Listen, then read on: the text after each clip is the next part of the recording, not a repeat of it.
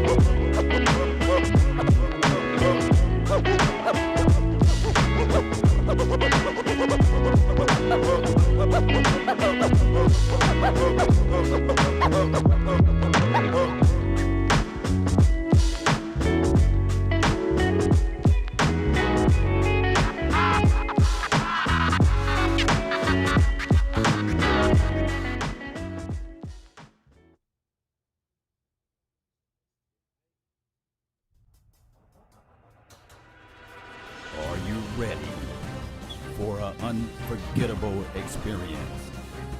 Get ready. 5, 4, 3, 2, 1. Let's get hype. Oh yeah.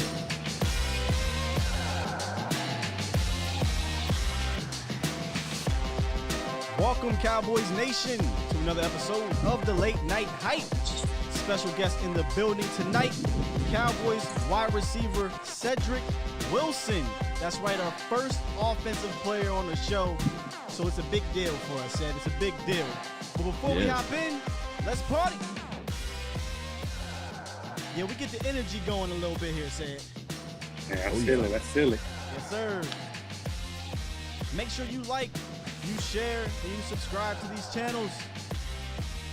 You ready, Law? Let them wait. You ready, Big Game? Let's go. I'm talking to my up, dark Cowboys horse. Nation? Yeah. As you see, we have the man of the hour in the building. And let's get to that actual hour. There was just a little bit of a mishap on time frame, y'all. So relax. He's here. We have the guy, Cedric Wilson, third-year wide receiver for the Dallas Cowboys out of Boise State, man. What's going on, brother? What's going on? How y'all doing? We are good, man. We are good. We are blessed. We are trying to stay positive, trying to stay upbeat during crazy, crazy times. But before we get into things, we really appreciate you coming on, joining us, man. Real rap. Hey, no, I feel it. I appreciate y'all having me. Yes, sir. Yes, sir. So like we was talking about beforehand, off air, how are you? Anything new? How you handling all this stuff going on with the COVID? Are you able to stay up on your training? I know, Law, you got a little something about the trainer, about the coach.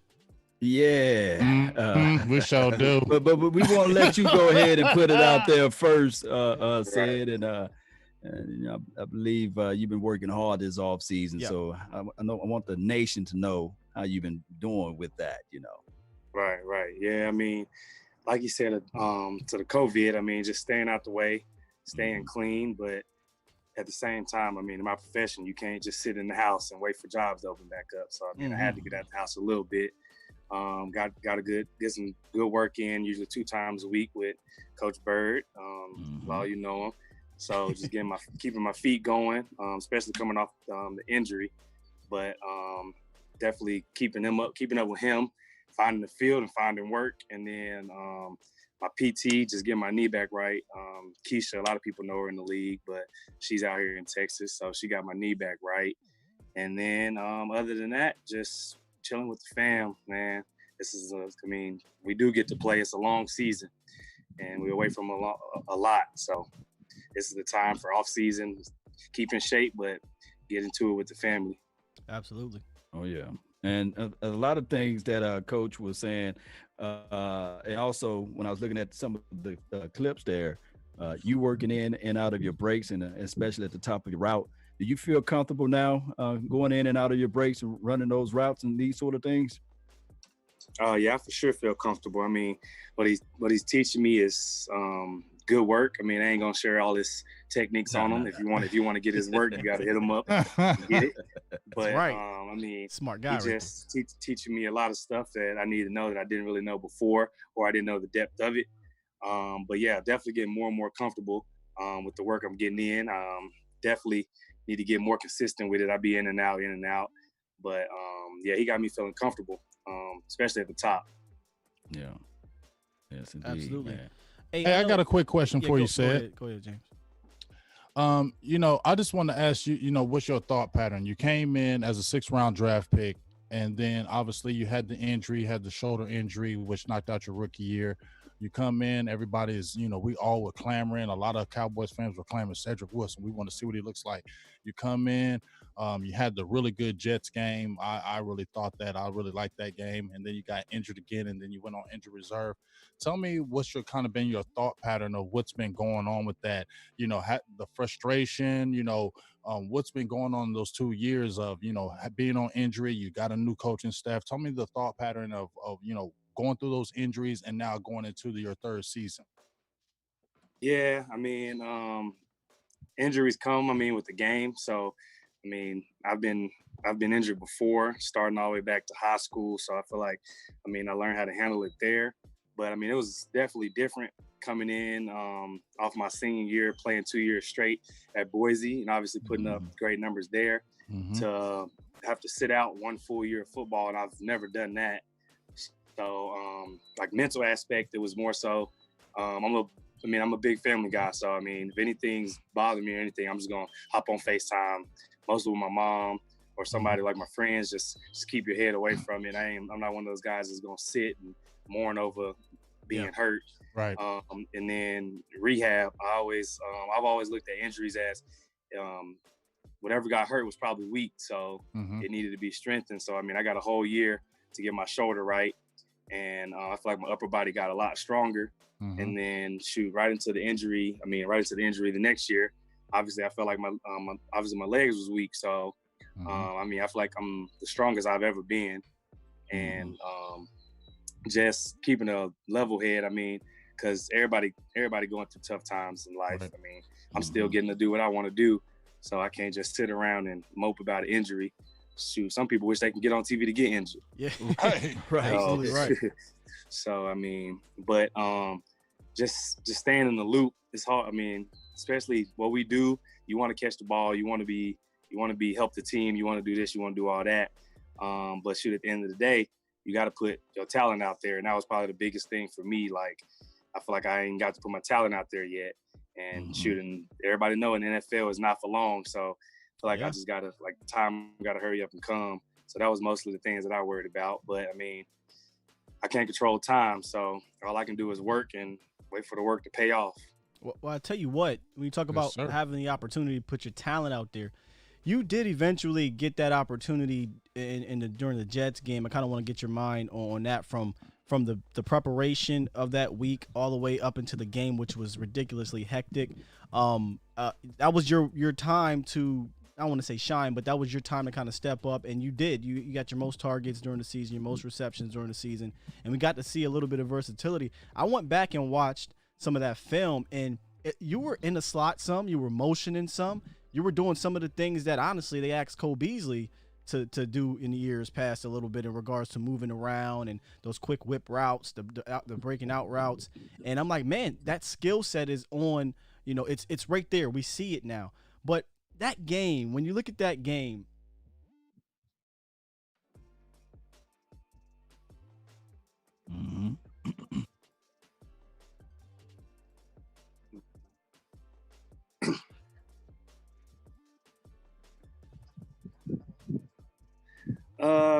for me, I can't speak on everybody else, but for me, obviously I'm not happy those guys are out because I learned from those guys, especially Cobb, trying to play in the slot, learn from him every day. And then not knowing that Coop was actually going to go out, I had the mindset that if anybody gets tired, I'm going to be right there to help them to fill in right for when they get back. And I think he goes out like the second drive. Quick. And coach is like, quick. Coach is like, I believe in y'all, and we do it every day in practice. So it wasn't no like nervous factor or anything. And everybody's like, I feel like you did good. I feel like I was out there like Bambi. I feel like I ain't had my legs under me really. But it's still, I mean, I obviously caught everything that was thrown to me, but I feel like that still wasn't just like my natural play. Even as like good as it looked to others, I feel like it wasn't completely natural to me. But I was just happy to get the opportunity to showcase a little bit that I had in that game, and she was just ready for the next one. Yes, that was a great game, man, for you to exhibit and show out there. That was a crazy call, that game, that I wish we can get back, because I think that if he wasn't, you already know, offensive pass interference. What was going on in your mind? Because you were looking at it like, hey, I did exactly what was textbooks. Now all of a sudden they pass interference on you. I think Jason Witten caught the ball. It was a touchdown. We all thought that it was a good play. How do you feel about that call there? I mean, last year's receiver coach Sonny said you can't leave it to the ref's hand, but I mean, I don't know what the difference is between getting off for jam release and bumping it to somebody else versus they're saying I picked him, which shoot, I wasn't trying to pick him. I'm trying to score my own touchdown. Right. So, I mean, I guess it was just wherever the ref was standing at. I mean, he probably just got a glimpse at it, and I mean, if he didn't call it, then they would be mad. If he called it, we'd be mad. So. And it was just he was a hater, Cedric. He was a hater, Cedric. We're going to stick up for you, bro. That call was atrocious, and honestly, I think it affected the game massively because we didn't get a touchdown on that drive. Changed everything. Right. Yeah, I mean, definitely. I think we sent it in. They said that shouldn't have been called, but I mean, it's just something that you can't take back once it happens. And as a player, you gotta kind of get forget about it and move on. As fans, we don't do that. We get pissed off, right. And we're gonna mope about it for the next week. And when I went back, like I said, and watched the tape again, I'm like, how in the hell is this a penalty? They literally crunched you. Right. You didn't even get your hands up. Right. It's just crazy, man. It's crazy. I don't want to keep going on about it, but it angers and the craziest thing of it all is that, and I'm not throwing any salt or hate, NFL Network or ESPN. Yes, you are. I'm not trying to do that today. Go ahead and do it. Throw the hate. They would never ever bat for you on that type of situation. They would say, hey, the Cowboys lost. They couldn't move the ball down the field. It's all Dak Prescott fault. It's all this person's fault. It's this and that. But I'm glad you are able to make the clarification for the nation and let everybody know that they sent that in and it was actually a no call. Right. I mean, it happens all the time. Everybody make mistakes, but hey, we just got to keep playing ball. That's our only job. You've been talking to McCarthy and Kellen? I mean, we have our little Skype meetings that we're doing for the virtual since obviously we can't do OTA since the COVID. But we get in, we do our little meetings. We keeping up as much as we can with everything going on. I'm ready for them just to let us back in the facility because it's hard to do all this Skype and stuff, especially with football. Yeah, it has to be where we've asked pretty much everyone that's come on that's just playing. How are you handling this virtual meetings or the Skype or Zoom? I'm not sure which one you guys are doing. But how do you feel about McCarthy? Not how do you feel, but what is your feel with Coach McCarthy from a distance? Because for us as fans, we are very excited. He's a proven winner, Super Bowl coach. He's coached quarterbacks very well. He's coached offenses very well. He's had success with wide receivers where he's been. So how do you see your fit with McCarthy, and what's kind of your take on him so far?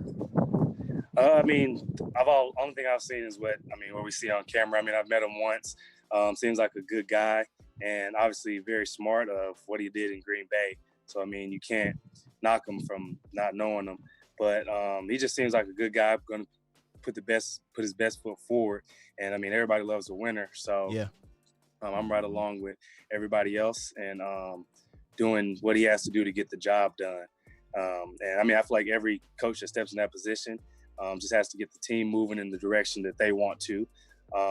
Just like JG, he had a good vision and we were doing it the best of our ability, but just fell short a couple times. So I think we just got to pick back up because I mean, it's a pretty up and down game. And I feel like you just got to follow the plan until the plan starts to work. And I think McCarthy's coming in with a great plan, as we can see through our videos that we're watching and preparing for. And we're going to see what happens when we get out there, first preseason game, if we get the chance to. Yeah, who knows what we're going to do with that. I know, right? Yeah, I know the coaches are supposed to be back in the building next week. Are they talking like that, y'all? 5th? This is like June 5th? Yeah, I think I saw 5th is something about tomorrow. that. Yeah, I think it is. Hey, I got another quick question for you, Cedric. I watched your father. I watched your dad when he played with the Niners, and I watched him play with Pittsburgh. And actually, I thought he had a really good, successful career with Pittsburgh. He thought he played really good. You growing up, your dad played receiver. Was that an influence on you growing up, seeing your dad playing a professional sport and playing the receiver position? Now you're playing the receiver position. Did he kind of influence you to go that route, or was it kind of just like, I kind of raised up in it, I want to kind of go this route? Tell me how that was with, you growing up as a kid and knowing your father played NFL. Yeah, I mean, it was like yesterday. I mean, I don't really remember the Niners that much because I was young. Mm-hmm. I think I was like in 2nd, 3rd grade, but definitely Pittsburgh. I mean, I didn't really look at it because I didn't really watch sports when I was younger that much. Mm-hmm. So, I mean, everybody around me knew like, oh, your dad's in the NFL. I'm just like, okay, I'm trying to go outside and play. I ain't really worried about all that. Right. But, he definitely didn't. I mean, he never influenced me in any way, just like I'm going to do with my kids. He never influenced me with any sport. I feel like he actually wanted me to play baseball because that was my favorite sport growing up. Mm-hmm. And he definitely pushed me in that because, Second person. and now I understand being in it, why he pushed me towards baseball. Because football They get paid. They get paid big money and they ain't got no salary cap, said. Yeah, for sure. Definitely. That was definitely probably one of them. But yeah, growing up, I mean, I've always played baseball, and definitely that's what I wanted to do. Shoot, I'm probably all the way up until 18, 19 years old. That's what I wanted to do. You're the second person that said that. Yeah, Luther Kirk was another baseball player. Who was your favorite baseball player? My favorite baseball player. I've switched so many growing up. I'm trying to think. Mine was I like the Braves, so Chipper Jones was my guy. I think it was like McClellan or something. He was like a center fielder for the Pirates at the time, I think, or something like that. Long dreads. The dreads, yeah. Help me out in the chat. Favorite. I forget his name. McCutcheons. I can't remember his name. McCutcheons, that's what it is. McCutcheons, yeah. Okay. That was my favorite player growing up. I mean, then obviously the idols like Derek Jeter, but that was like one of my favorite dudes watching. Because I went to a lot of Pirates games, Steeler games, being out there.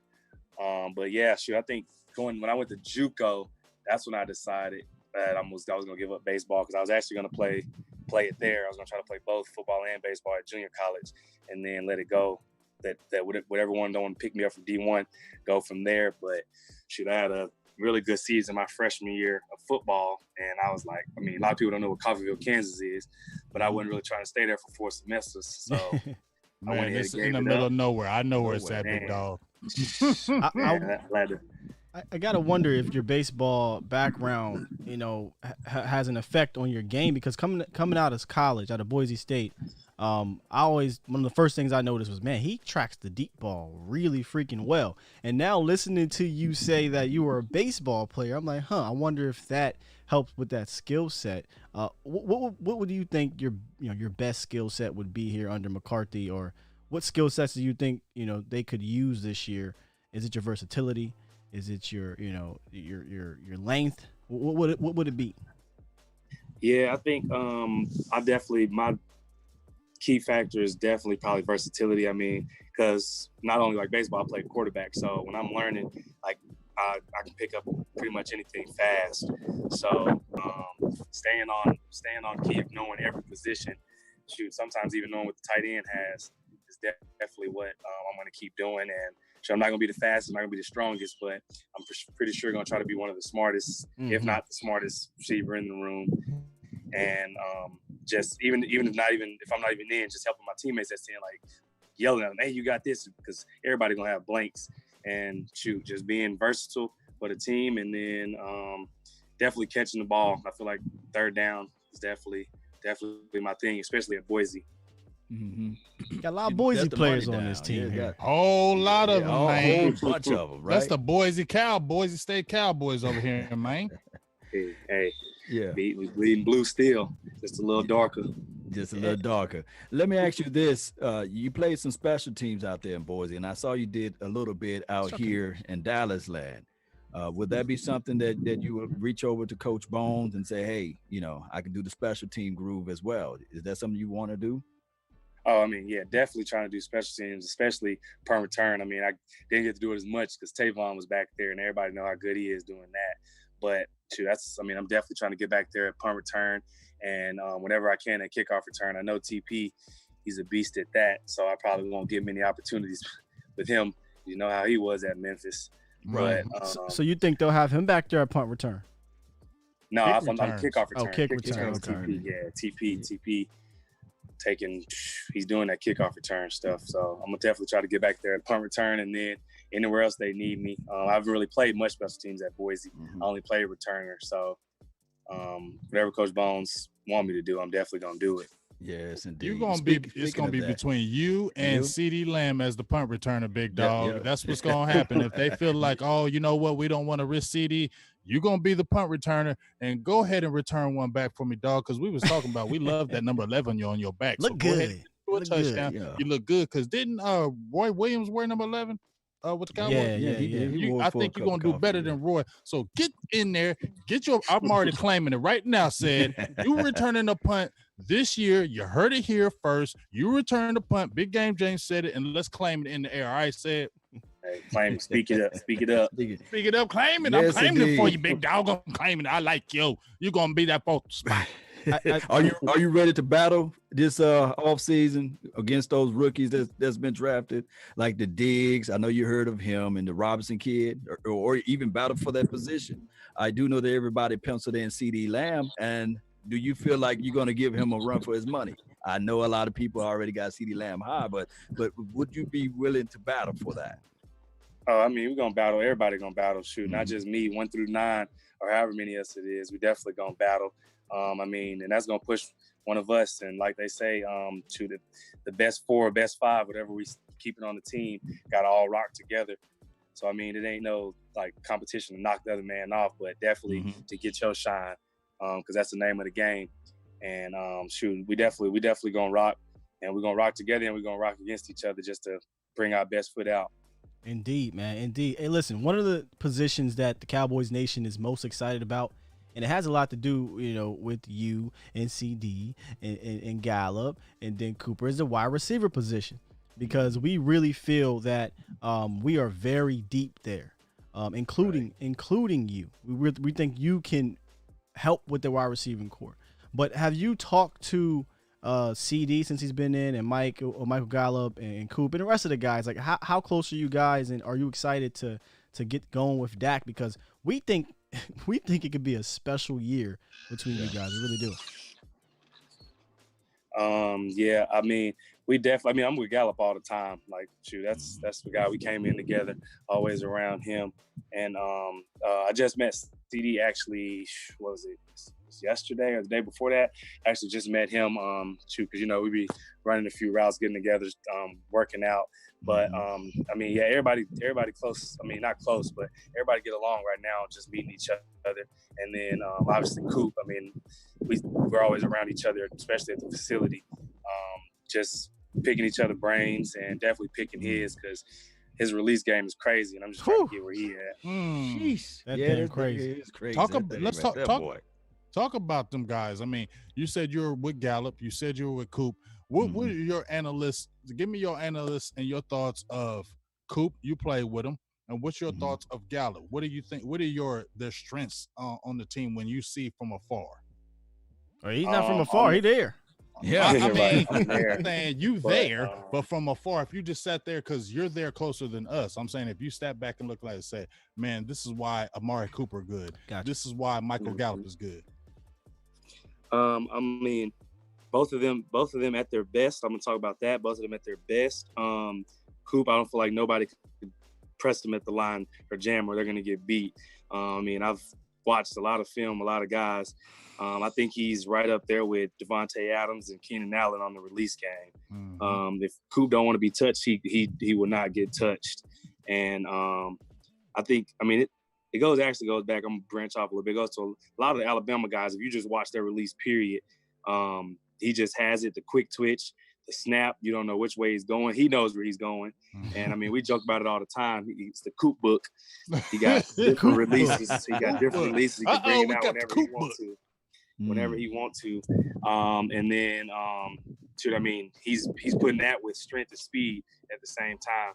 So I know a lot of people be talking down on him, but I'm putting him at the top of some of the receivers in the league when he's at his best. Obviously, I know he got through a lot of injuries this year. Yeah. But I've seen him at his best, and I've seen him at 85%, and some people still not there. And then to move on to Gallup, I feel like he's just is so natural. Whether he's run out, we call it a gallop. He don't even run; he really galloping, and he covering. Man, he covering ground and then tracking the ball. Oh, unbelievable how he tracks it. And just with him on a daily basis, he just wants to be the best that he can be. We both have a similar background coming up. Not really falling in love with the game until we got a little bit older, but just going out there playing and letting our instincts take over. But yeah, when I say back to Gallup, I mean he's getting better and better day by day.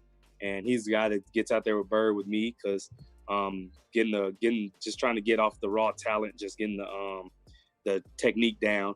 And he's the X receiver. I mean, you can't beat many X receivers one-on-one coverage. And I feel like when you put Gallup in one, everybody know what's coming. If he's going deep, I don't really think nobody's gonna stop it. Yeah. Gallup is just nasty on the top of his route as well. So looking at what Coach Bird is doing, man, it's just crazy. And seeing you working out with Coach Bird and everybody, man, I just think that this year would be a nice year for all of the competition to be there. And like you said, picking up a different style of offense. Before we went live, you was talking about the brilliancy of Kellen Moore. Do you think that Kellen Moore going into his second year as the offensive coordinator and having Mike McCarthy in his ear, do you think that it's going to be beneficial to the team and we throw in some new wrinkles? Oh, for sure. I mean, like I was saying earlier, I mean, Kellen's definitely one of the smartest football coaches / just people football-wise I've ever been around. And just his knowledge of the game, whether he's talking to O-line, running backs, quarterbacks, or receivers, he may not be able to do what each position needs to do, but he can for sure tell you what needs to be done and where you need to be. And then he can even flip over to the defensive side and tell you what the defense is going to do. And him mixed with McCarthy, I feel like is a great mix because obviously they're two brilliant offensive people. And then when you're adding stuff, I mean, if you could add stuff to a dictionary, I mean, just imagine how much better that would be.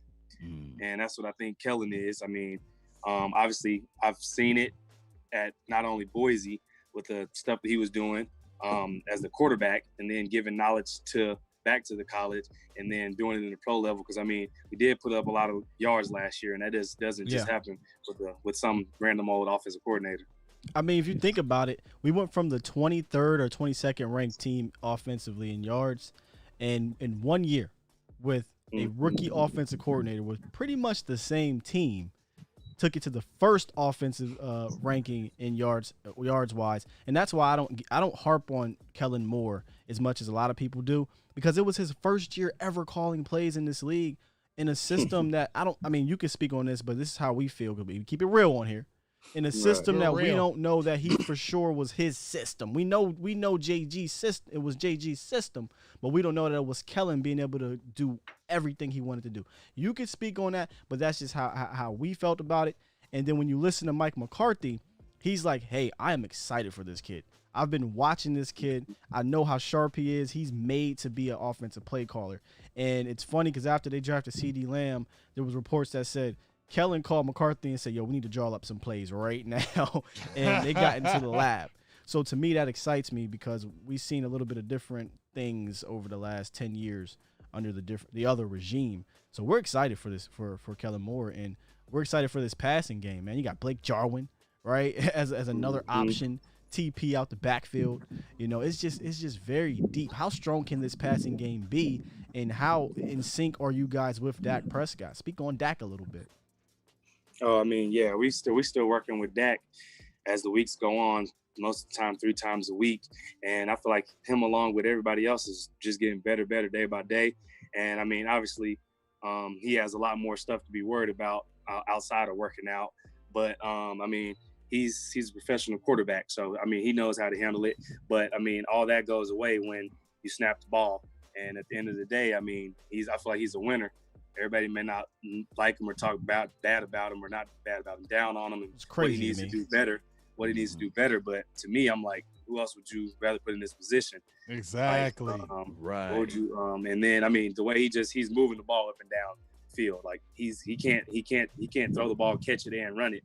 Like, I feel like he's doing his part. Talk to us, Talk Sid. to him, Talk Sid. to us, Yeah. Sid. Talk to the people out there, says preach right now. Go ahead and throw your preacher uniform on right now, big dog. I'm trying to. But I mean, I feel like he's doing his best ability that he's doing. I mean, obviously I played quarterback, so I know where he's in. I know where he's at. I mean, it could be a perfect play call, but if one person messes up, it's gonna look like the quarterback fault. Mm-hmm. So He don't throw y'all under the bus. He does not throw you guys or anyone really on the team under the bus if there is a mishap. He goes out there after the game is over and says, "Hey, I got to be better." That's the first thing he says. Right. Oh yeah, I mean, yeah, that's Dak for sure. That's Dak for you.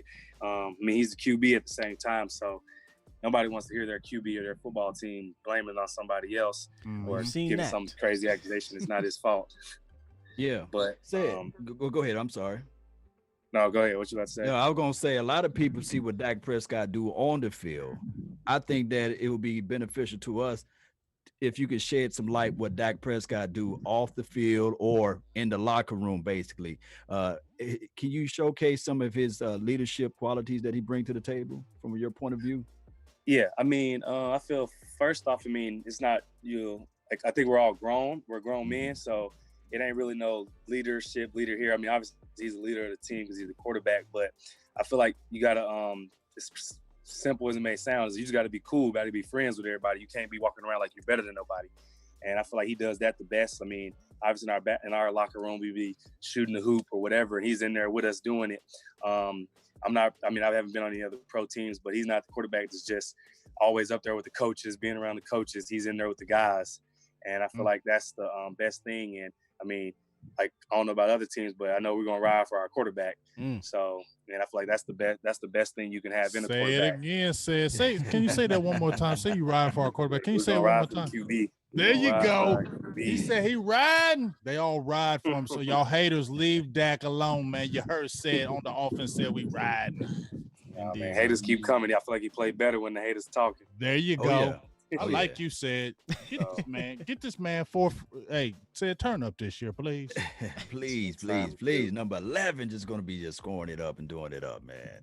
Hey, before we get you out of here, earlier we mentioned the Boise State connection, man. And as fans, we've noticed over the last, really since about 2012, the Cowboys had an affinity for drafting guys out of Boise State, including yourself. Is there kind of a Boise State brotherhood per se? Are you guys a little bit closer because you're all alum and probably the most players that are alum on the team and with that squad? So is there kind of a brotherhood, and do you guys kind of get a little bit of a Big Game James like this one. A little leg up with the last regime. Yeah, you had a leg up. I said it, leg up. You got a leg up, said you damn near drafted all you said Boise State players. Y'all got a leg up. Talk about it. Tell the truth. I mean, shoot, I don't really know about all the drafting politics and right. Is that the goal? Is that the goal to go in and get Boise guys? But I mean, definitely close because I mean, a lot of us that went out there, besides probably Layden, we never even been around Idaho. So I feel like it's more of those things that we had a similar struggle, I say, even though Boise wasn't a struggle at all. We just had a similar upbringing in Boise for some people were there for. I know me and Law were only there for 2. I think Law made it. Yeah, Law there was for 2, I think. But definitely close in the room. Yeah, in the locker room talking about it. But I think everybody kind of had their partner. I think like me and Layden, I think DT and Law played together. I think Crawford and Kellen, like everybody had their group. We all didn't play together, obviously. But no, it's definitely, if everything gets riled up in the locker room, it's definitely Boise State. Ain't nobody going to this. It's all eight rocking together. Yeah, we didn't even mention LVE. LVE right. was like a sneaky Crawford. Crawford, you got all them guys from Boise State is just crazy, man. That's just wild to me that boy. I just wonder if this new regime is still going to rock the Boise State alum like they used to, because it seemed like the old regime was all about Boise. I wonder if it's going to be interesting to see if they still keep that tradition going on with those Boise State guys. Yeah, definitely will be interesting. I'm not really sure. I don't really recruit. Right with that. Hey man, before we let you go, man, is there anything you want to plug here? Any charity, any business, anything that you want to kind of let the nation know as they're watching here? I mean, I ain't really got no charity. I mean, obviously, I'll speak on what's going on in the world because you're giving me the platform to do it. Talk about it. Mm-hmm. Yeah, man. I mean, it's a world we all got to live in it, and Right. I mean, obviously, my dad has put me in a position to be where I am, and along with other family members, but just being around a lot of different races that obviously I know some people that I grew up in Memphis, they won't ever get to see or possibly won't ever even think about wanting to see. It's a lot of good people in this world, but I mean, when God created good, he also created evil. And I mean, it's just something that the world's going to have to deal with slowly but surely. And I mean, obviously, I know everybody is going against the police. And I mean, I'm not going against the police because my blood brother and my first cousin are both police officers. And they don't fully agree with what bad cops are doing. And that's just, I mean, you can't say the whole police system is corrupt because I mean, racism exists everywhere. Yeah, right. Racist grocery owners, racist firefighters, racist people that work at the hospitals, racist grass cutters. It's just guys in the authority position that you don't like to see doing what they're doing. And I mean, obviously, I'm not gonna knock down that what's going on to African Americans because it is happening. And obviously, me being Black myself, definitely want to see equality because it may not be equal to everyone, and I feel like it should be. Some people it is. And just like everybody says, man, just love black lives as much as you love Black culture. Indeed. Right. That's deep. Right. Yeah. And just keep in like all the rioting and stuff. I don't agree with all that. I feel like people are just taking advantage of going on for what's going on. So I mean, the police officers that have to stop that, that's their job. They do that every day to stop thieves. So but the ones that are doing it wrong, if any of them are listening on here, man, just stop doing that. That's all everybody's asking for because it's been going on for too long. And I just hope it just gets fixed one day. We probably all won't even be here when it gets fixed, but Right. I hope, as long as we can do our part to get it moving forward. And so that's all I got to say on that. Hey man, great words. That's great good words. stuff, Hey, man. we We appreciate all got you. kids Hey, and here. you a young buck talking Young. like that. Your dad done got you right, boy. Your dad done got you right, son. That boy good. Your dad should be proud. Yes, indeed. Mama and Hey, daddy should be I proud gotta of ask you. you that this one other thing as relates to football. I saw last year you was working with the playmaker, the great number 88, Michael Irvin. How often do you reach out to him, or how often do he reach back out to you, the playmaker? I mean, I think he talks to us as a group a lot. I mean, when we're out there, obviously, on the field. I'm not going to sit here and say I talk to Michael Irvin every day on the phone and just kick it with him, because that don't happen. But, Right. I mean, definitely when we were out there on the field, I mean, he just was telling me things that I never knew about the position. He was like you a grown ass man, how you gonna let another grown man stop you from getting where you need to go? Oh, he Right. Oh, Hit you, that sound like Mike. That sounded like him, man.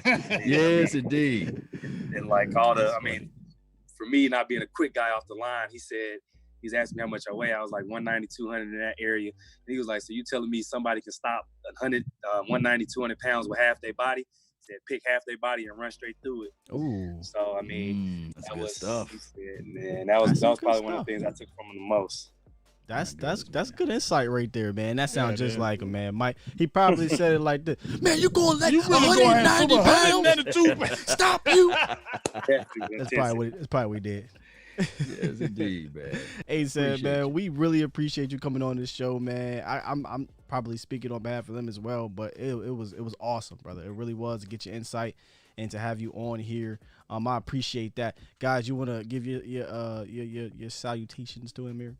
Yeah, I just got two things. One said, I want you, if you can say, hey, shout out to my Mama T, just say shout out to Mama T, because I told her I was gonna give her a shout out to Dad. Right. Give her, say Mama T, shout out to Mama T. And then the second one is, you in Memphis. Have you ever listened to 3-6 Mafia? Oh yeah, of course I have. Okay. Gospel down there. Give me a shout out to Mama T. Say, listen, 3-6 Mafia. I'm all I like you, really like you now. We good. Shout out to Mama T though. Shout out to There we Mama go. T. Yeah. Jet Pat, baby. 3-6 Mafia, baby. 6. How about you, Law? There you go. Coach Bird said he gave me a free pass, man. So the next time y'all work out down there, I will be down there so I can see you work out and get everything going in the right direction. I can't wait to see you work it out this year and get this thing going in the right direction. Let's get this Super Bowl. Indeed, brother. Hey, appreciate it. That's the goal. Appreciate you for having me. Thank you, man. Hey, good luck Appreciate you with the coming rest on. of your training. And we cannot wait to see you in camp and Yes, preseason and then the season, brother. We really do. So we wish you the best, brother. And hopefully we talk to you later on at some point. Hey, for sure. Just hit me up. Appreciate it. Thank you, brother. Peace, Peace out. bro. Hey, Appreciate you. chat, stick around. We're going to get about 2-minute break here, and we'll be right back.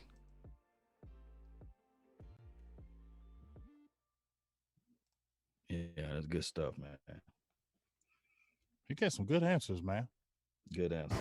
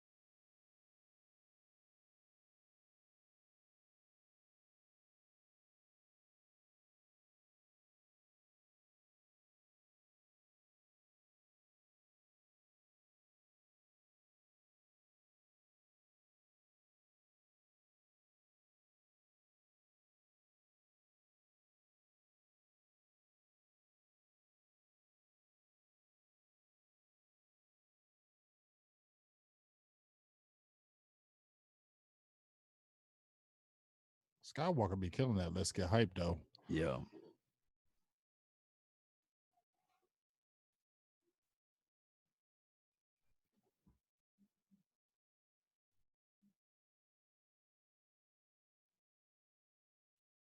Yeah.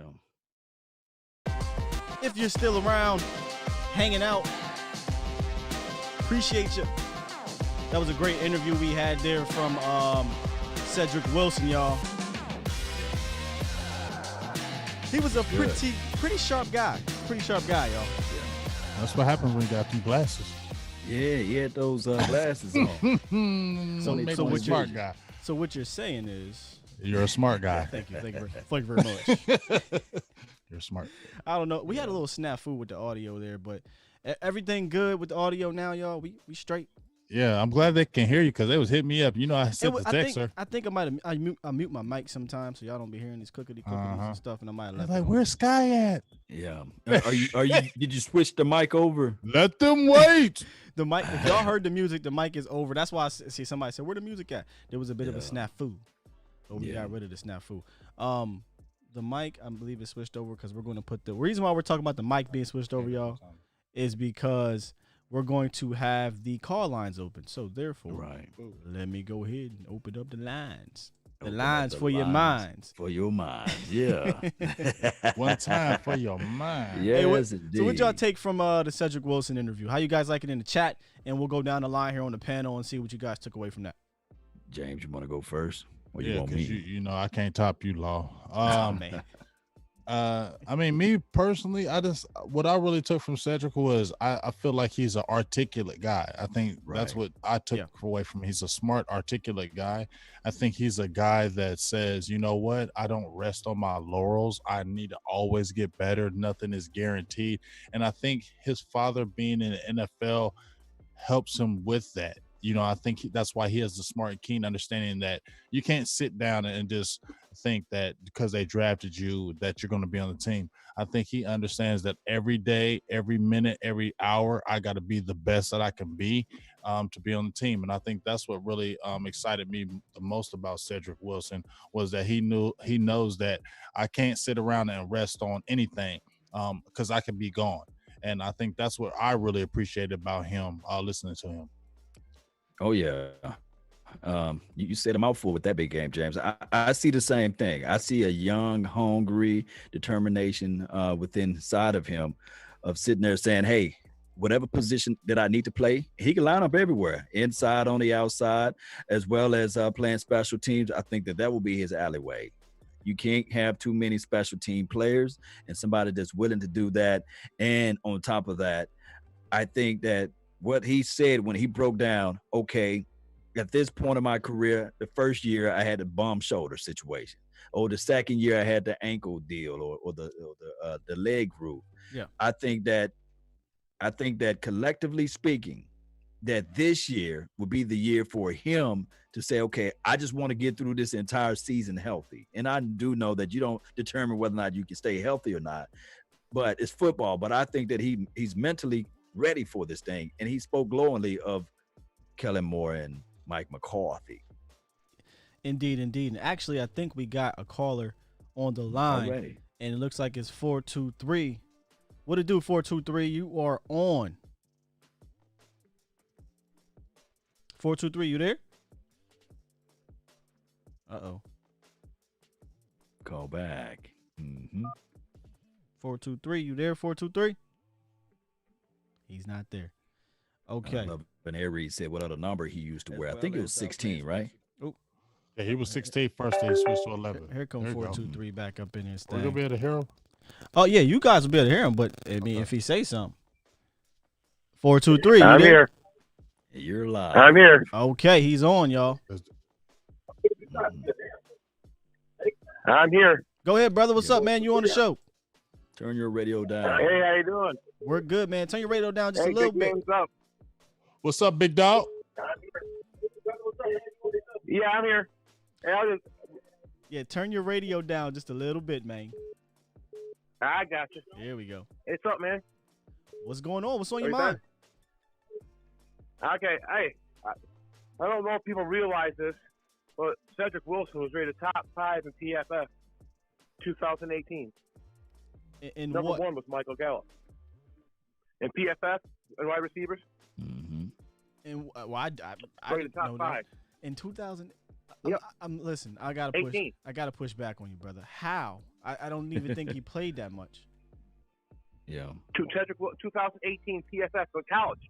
Oh, college. college. Okay. College. Oh, I was like, whoa. Oh, he Okay, taking it way back. He said, "Hey, I ain't talking pro. I'm talking about college, dog. He was a beast." Turn your house down. Yeah. Okay. Yeah. Coming out of college, him and Gallup were actually ranked pretty high. Yes. Okay. Go. Continue. I'm sorry. I just want to make that analogy. That's all. You look at a great wide receiver. I watched him as a lot of his highlights and a lot of the scouting reports. That's all. Yeah. That's all I got to say. All good, brother. Hey, thank you for calling appreciate in. you. Yeah, Appreciate man. you, man. Said coming out and Gallup coming out were two pretty damn good receivers. I know Right. you love Gallup coming out for sure, but when we got Say later in the round, I went and looked. I'm like, dang, how he come down to the 6? He pretty damn good. But Shoulder obviously, injury. like he said, he's not elite at any one thing. He has to kind of beat you other ways as well. And I think we're going to see that. Yeah, Michael Irvin worked out with him a lot on getting off the jam. He's not that great at getting off his release, and he mentioned it earlier on the show. So I think that when you add a little more extra weight on, you get a little more strength, and I think that he can figure out ways to win off of that jam. And we'll see. Indeed. Hey, we got 409 for your mind, as my boy likes to say, Law Nation. What's up, 409? You on the line? Hey, what's going on, y'all? This this Angel from Beaumont, man. What up, Angel? Kind of enjoying calling in on y'all guys, man. Hey, thanks, Angel. Appreciate What up, you. Angel? Nah, what's going on, big game? Chiller. Hey, man, I just had like 3 things I've been thinking on, man. As this, goes on. I understand we talk a lot of Cowboys, but all this, progressive, man. So this is what's kind of been progressing with me. One, the comparisons to Gallup to Wentz is silly because when they talk about, like, when guys like Kellerman talk about the cap's going to be an issue and all that, here's the big difference. The Eagles and Rams traded away a lot of assets. Yeah. That's why they're looking like failures. The Cowboys have all their assets moving forward. That's a good point, man. 2 totally, completely different situations. And, that just kind of progressed off, we talked about it the other night. Scott Walker was talking about who else do the Cowboys have to pay. Now I'm sitting back thinking, like, well, we still got all our assets intact. So, another side thing with, the wide receivers, one thing I'm excited about moving forward is I saw where they talked about Gallup and Cobb being, I think, top 10 on the drop list. Like, the wide receivers who dropped a lot of passes. So, excited because, you got Cobb who's, gone to the Texans, and I think CeeDee Lamb's going to be, a lot more sure-handed. And I think just Gallup, just going into the 3rd year, that's just going to naturally progress, and that number's going to go down. Another thing, man, I used to be in a marching band, right? Like, kind of what you saw in Drumline, Southern, HBCU type, marching band, kind of emulated after. So here's my thing. In my freshman year, we had some bum, band directors. Not to call them bum, but, when I was in middle school, you watched the band, and the band director had to take a leave of absence. And then so that my 9th grade year, we had some guys who weren't this band director. So we weren't that good. Moving forward, we got better leadership. Remember my senior year, we got a guy from New Orleans because of Katrina thing, and so he's like a legendary New Orleans band director. But just saying that, we went on to win 1st place trophies, and we did a lot better than 3rd and 4th place trophies that we had in my freshman year. So leadership matters, man. I'm excited to see what Kellen Moore is going to bring with Mike McCarthy and the tenureship he has, kind of what Andy Reid did with the Chiefs. So just going to sit back and listen to you guys just kind of talk it out. Indeed, man. You guys. Appreciate you calling in, brother, and we appreciate the support. Thank you very much. No doubt. That damn line going on fire. Beep, beep, beep, beep, beep, beep, beep, beep. He's a good caller, though, man. He calls in and he says some good things. Sure, Angel been around since 2017, big dog. Okay. I tell you what, though, I know we all watch a little bit, apparently at First Take and stuff like that, but there's no way in hell I am taking what Max Kellerman says with a grain of salt. He's any of those guys on there if you want to keep it funky. But I have heard that argument, who are they going to pay? And I talked about this on my last show. Everybody is paid. Everybody that needs to be paid is paid, except Dak Prescott. Rain and we know Dakota Prescott's going to get paid. Yeah. It's just that they going through the formalities of it, and business is business. You know, this is Exactly. how it goes. We got another one on the line, I believe. 817, you there? Yeah. Ooh.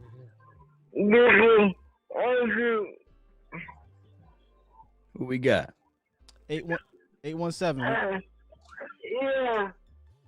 This is Andrew. I can't. Uh-oh. We're going to have. Uh-oh. Sorry, 817. Uh-oh. Appreciate you calling. We're going to let you go. Uh-oh. Yes, indeed. Sorry, 817. I'm not sure what happened there. Yeah, I'm just leaving it at that. Appreciate you. Right there. Appreciate you, Prime. Yeah. And we don't know what the state of mind. I don't know of what the state of caller mind, is. so I'm trying to It, keep. it could be a situation where it's, That's you know, the I'm New not York thinking- state of mind. Yeah, it could be a situation where Listen, it's, James. you know. Listen, dog. Mhm. I'm trying to be professional here. Yeah. Okay. Okay. I've been good. Yeah. I'll- it could be. I'm trying to keep it here. After the been show, good. though, I've been good. man, we Yeah. can talk. Okay. But I've been good. Mhm. it's, I'm sorry. I hope everything is okay over there. It was 817. Yeah, I hope everything's okay, man. You know, I some hope people, everything is okay. Now, what was it? Yeah. 717-745-8898 Sorry, Sky. is the My phone bad. line for your save mind. us. Somebody save us. I know Steven. Now, what Yeah. was the joke? No, Steven. We're not. Listen, we don't know what the situation is, right? But Right, you know. we don't. Yeah, Oh, they yeah, I bad. don't- Yeah, We don't know. It could be a situation. Let's go ahead. 972. Save us. What's up, brother? Yeah. Hey, what's up, man? How y'all doing? How's y'all night going? It's going very well. Cedric Wilson came on the show. You guys have been killing it in the chat. So and you guys are calling in. So yeah, man. What's up? Hey, man, I just want to hit some 3-point things I want to talk to you about. Okay. First off is your training camp thoughts. Is who do you think will have to make the cuts for? Because with this team we have today that we're building is going to be very, very tricky to who we're going to cut. Because on defense, I just see Gallimore, Poe, McCoy, Wood, D-Law, Bradley, and Aldridge Smith. And for wide receivers, I only have Gallup, Cooper, CD, and maybe a fourth to fill in the rotation. We're with definitely Wilson, going to Noah carry. Brown, We're keeping six. We You got to keep keeping more six. than Hold on, wide We receivers, definitely though. We're carrying keeping more than six. 3 receivers and definitely Yeah, we're more keeping than 4. six. So who's your last? At least 2 out of those 6. Cause Yeah, so that's what my point is. So I know Wilson has a. I know you're he saying can those switch are the out with guys that Gallup are at going to times. make it Oh, okay. Oh, okay. for sure. Yeah. Like you're Yeah. for sure positive. Okay, I Mhm. got you. Maybe I know Wilson for sure. CD, he was. We're gonna have to find maybe a Noah Brown, maybe because he's a hit or miss at the ball at times. Yeah, But that Noah, Right. I don't know. Please, no. like that. God, That's- he's a unicorn at this point. Yeah. I John would Vay rather- Johnson? Yeah. John Well, Vay Johnson? John Vay Johnson, you Yeah, may but- have a chance, a shot in the dark. I like the Rogers kid. I do like the Parker kid, these undrafted rookies. Maybe they can show up to the fight, but we will find out in a couple of weeks for sure. John Vay, show these guys what you Yeah. gonna do. Hey, great Still call, on man. John We're Vay. actually going to. That was a great segue because we'll talk about that in regards to some camp battles. Right. Yeah, no problem. And then I just want to know, do you think with this head coach, you think we're going to be more upbeat? That's my only question. What do you Both mean? defense and offense. What do you mean upbeat?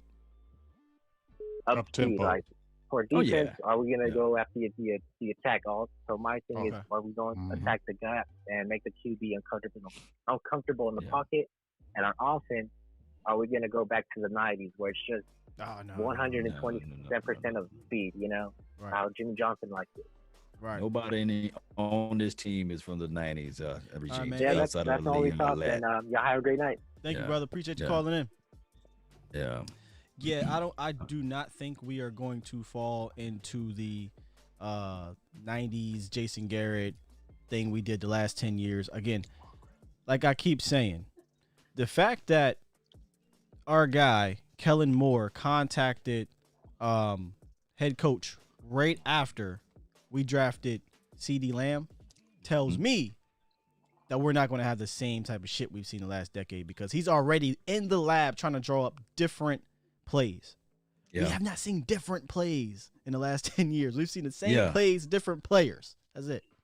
And people fail to realize, like with influence, as much as we loved what Kellen Moore brought to the table, I think that Jason Garrett still had a lot of influence over him on how to construct a playbook and what plays should be called. I think we heard of this noise before, even with Scott Linehan. You know, it was still a Jason Garrett system with in the influences of a Scott Linehan. Well, we can remove all of that now. We got a Mike McCarthy. I think that he will help out in the red zone, money zone, green zone. And I think, yes, this defense will be more aggressive on the defensive side of the ball. And I don't think that this offense will be what we've seen in 10 years from now, 10 years ago. And I think that everything will work out. Some people in the feed are saying we're sleeping on, some people are sleeping on Jon'Vea Johnson. Thank you. That's your dog right there. Thank you. When we call the game, when we go play by play, and when Jon'Vea Johnson scored a touchdown, I want to see you go. No, I want y'all to say it. I want y'all to say it for me loud. When Jon'Vea Johnson makes the squad, I want you to say it loud. I'm Jon'Vea Johnson and I'm proud. I believe when I see it.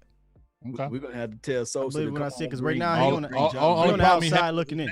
All the problem he had was his hands. He on the outside looking in. Y'all want dudes on this team that can't catch. I'm good. Okay, but that was only his rookie year. There's a lot of people that can't catch. Show me some receivers that's on the squad right now, big bro. I'll take Devin Smith over Jon'Vea Johnson. I'll take Cedric Wilson over Jon'Vea Johnson. Yeah, but you can't keep six receivers. Bryan over Jon'Vea Johnson. I ain't keeping no Ventrell. Ventrell Bryan got a touchdown. He got a touchdown. He did nothing. Ventrell Bryan got a touchdown. He's a C.J. Goodwin of the receivers. Ventrell ain't did nothing. And what is Jon'Vea Johnson did? Same thing Ventrell did. Lie. Ventrell. Like Bryan I said, if he gets his hands together, you're gonna see. If he gets his hands together, I can say if freaking it's Dak 1 year, dog. T.O. played on the daggone team and had 15 drops. Don't tell me about that. Okay. And Amari Cooper had Michael Gallup had 11 drops. Don't tell me about nothing. So Jon'Vea Johnson is now. Listen, trying to hear what you telling me. Jon'Vea Johnson is now T.O. I didn't say it was T.O., but what I'm telling you is some of the top receivers had drops. It's my turn. Yeah, I don't care if it's your turn. It's my turn. Yo, wow. Over there. Listen, man. Don't ever put T.O.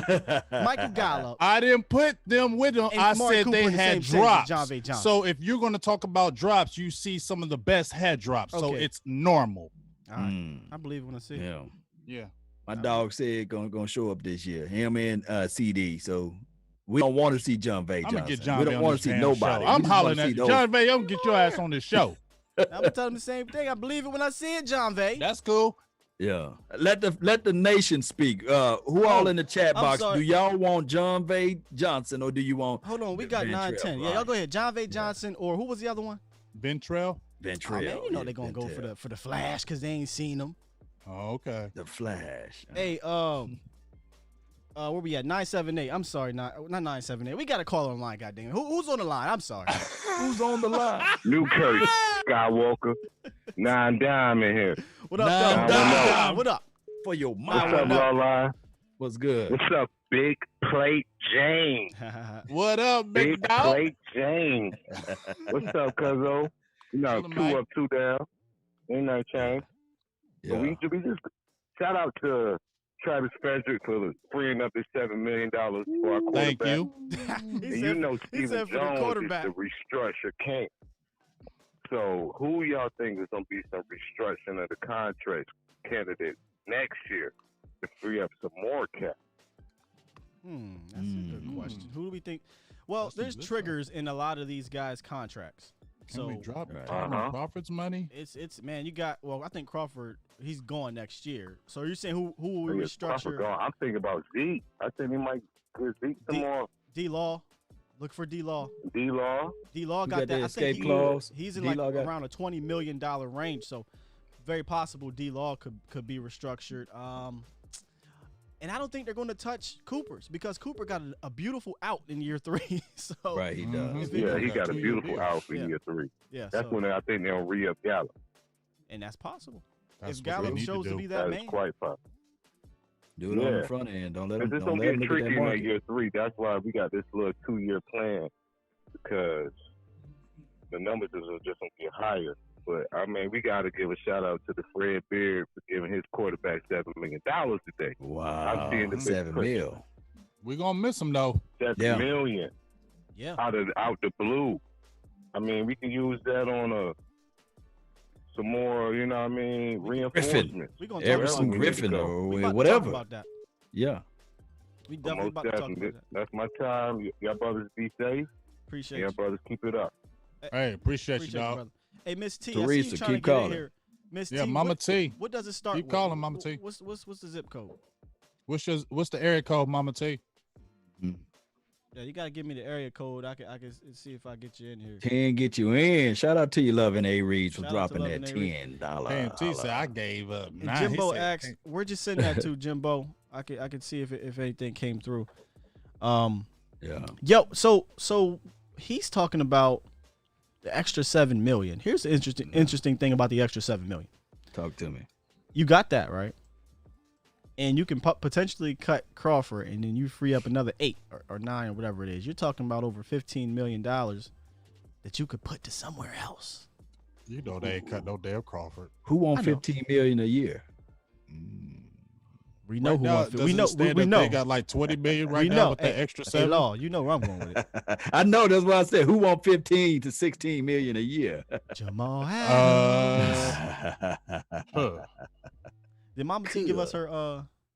I'm waiting to see if she did. I don't know, but we got 409 for your mind on the line. 409 cleaning up some stuff over there. Right. Hey, Hey, I wanted to talk about the defense, like the cornerbacks, like the secondary, because I think without the defense, we're not doing nothing this year. That defense, because I thought the offense was all right last year. I thought the defense just let us down. I think they both let us down in a sense. The offense couldn't punch it in. They weren't a great red zone team. Yeah. Right. And then the defense was just it just in the most inopportune times they did not step up and they let us down. A lot of the times, really, when you think about it, it's those first 2 or 3 quarters. Really, the first 2 quarters where we got jumped on, right? The Bills, the Bears, the Vikings, the Jets. Yeah. The defense got jumped on, and we all blame the offense because they struggled, which they did struggle in those games early. But if you want to have a sign of a good defense, you can't let the damn Jets get up on you 21-6. right. With Sam Darnold What coming about back the from linebackers? Because the linebacker core. I'm good on them. I'm confident in linebackers. You know where my question mark is? It's the back end. Only because I haven't seen them play together yet with these new guys. I like the philosophy shift. I don't know about the talent in the sense of fitting yet. I have to see it. That's all. I just gotta see it. Yeah. All right. Well, that's all I wanted to know about that defense, because I don't know. I like the offense. I thought the coaching really held us back last year with Jason Garrett and just the play call. Like they was fighting for the back and forth for the play calling. Like we'll be doing something and then all of a sudden we'll change it up. Like we couldn't change the game plan game to game. I felt like the Patriots or someone else like Kansas City. Oh, you're absolutely right. Right. And we thought about asking the young kid said about those things, but just to be transparent with you guys, this kid is fighting for a position. He's fighting for a job in the NFL, so we didn't want him to put out too much information to sully and denigrate anything and outspeak his wisdom teeth. So I just think that as far as the offense being stale last year, we can all look at Jason Garrett, though. And I'm just throwing that out there. We can all look at Jason. Well, I think we all in agreement with. Thanks, man, for taking my call, man. I appreciate you, brother. Salute, bro. Did Mama T give us a what's the name here? That's why I told her to put the area code Mama in here. T. Area Shout code out is to you, Jimbo, 252. man. Area Shout out code to is you, Jimbo. 252, big dog. Well, we got Sky. 956 on the line. Yeah, 956. You in the mix? Big game, James. How you doing? That's the lunatic, ain't it? Yeah, I already know. That's the lunatic. You don't have to say your You name, gotta man. say that's the lunatic. I know who the hell that is. What up, lunatic? Cowboys Nation is doing well, really. Really enjoyed that Cedric Wilson interview.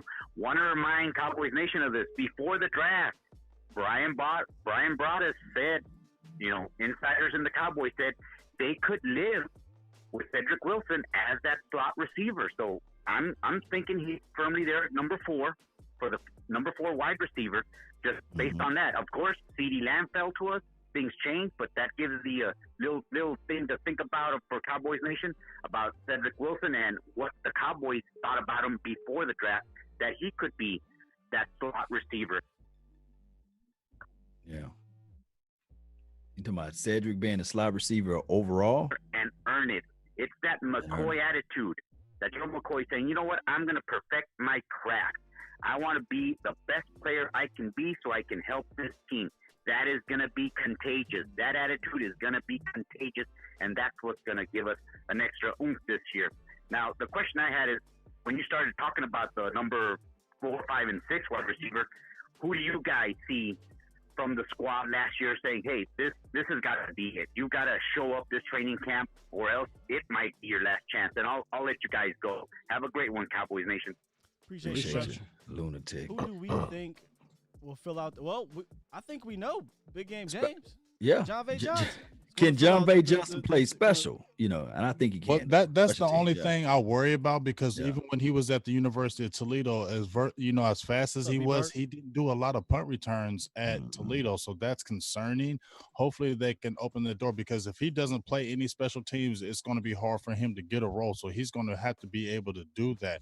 If you're looking at me after the third receivers with Amari Cooper, Gallup, and CeeDee Lamb, then I do think it's going to be Cedric Wilson. I think the biggest thing for him, he has to stay healthy because he's had 2 injury-plagued years.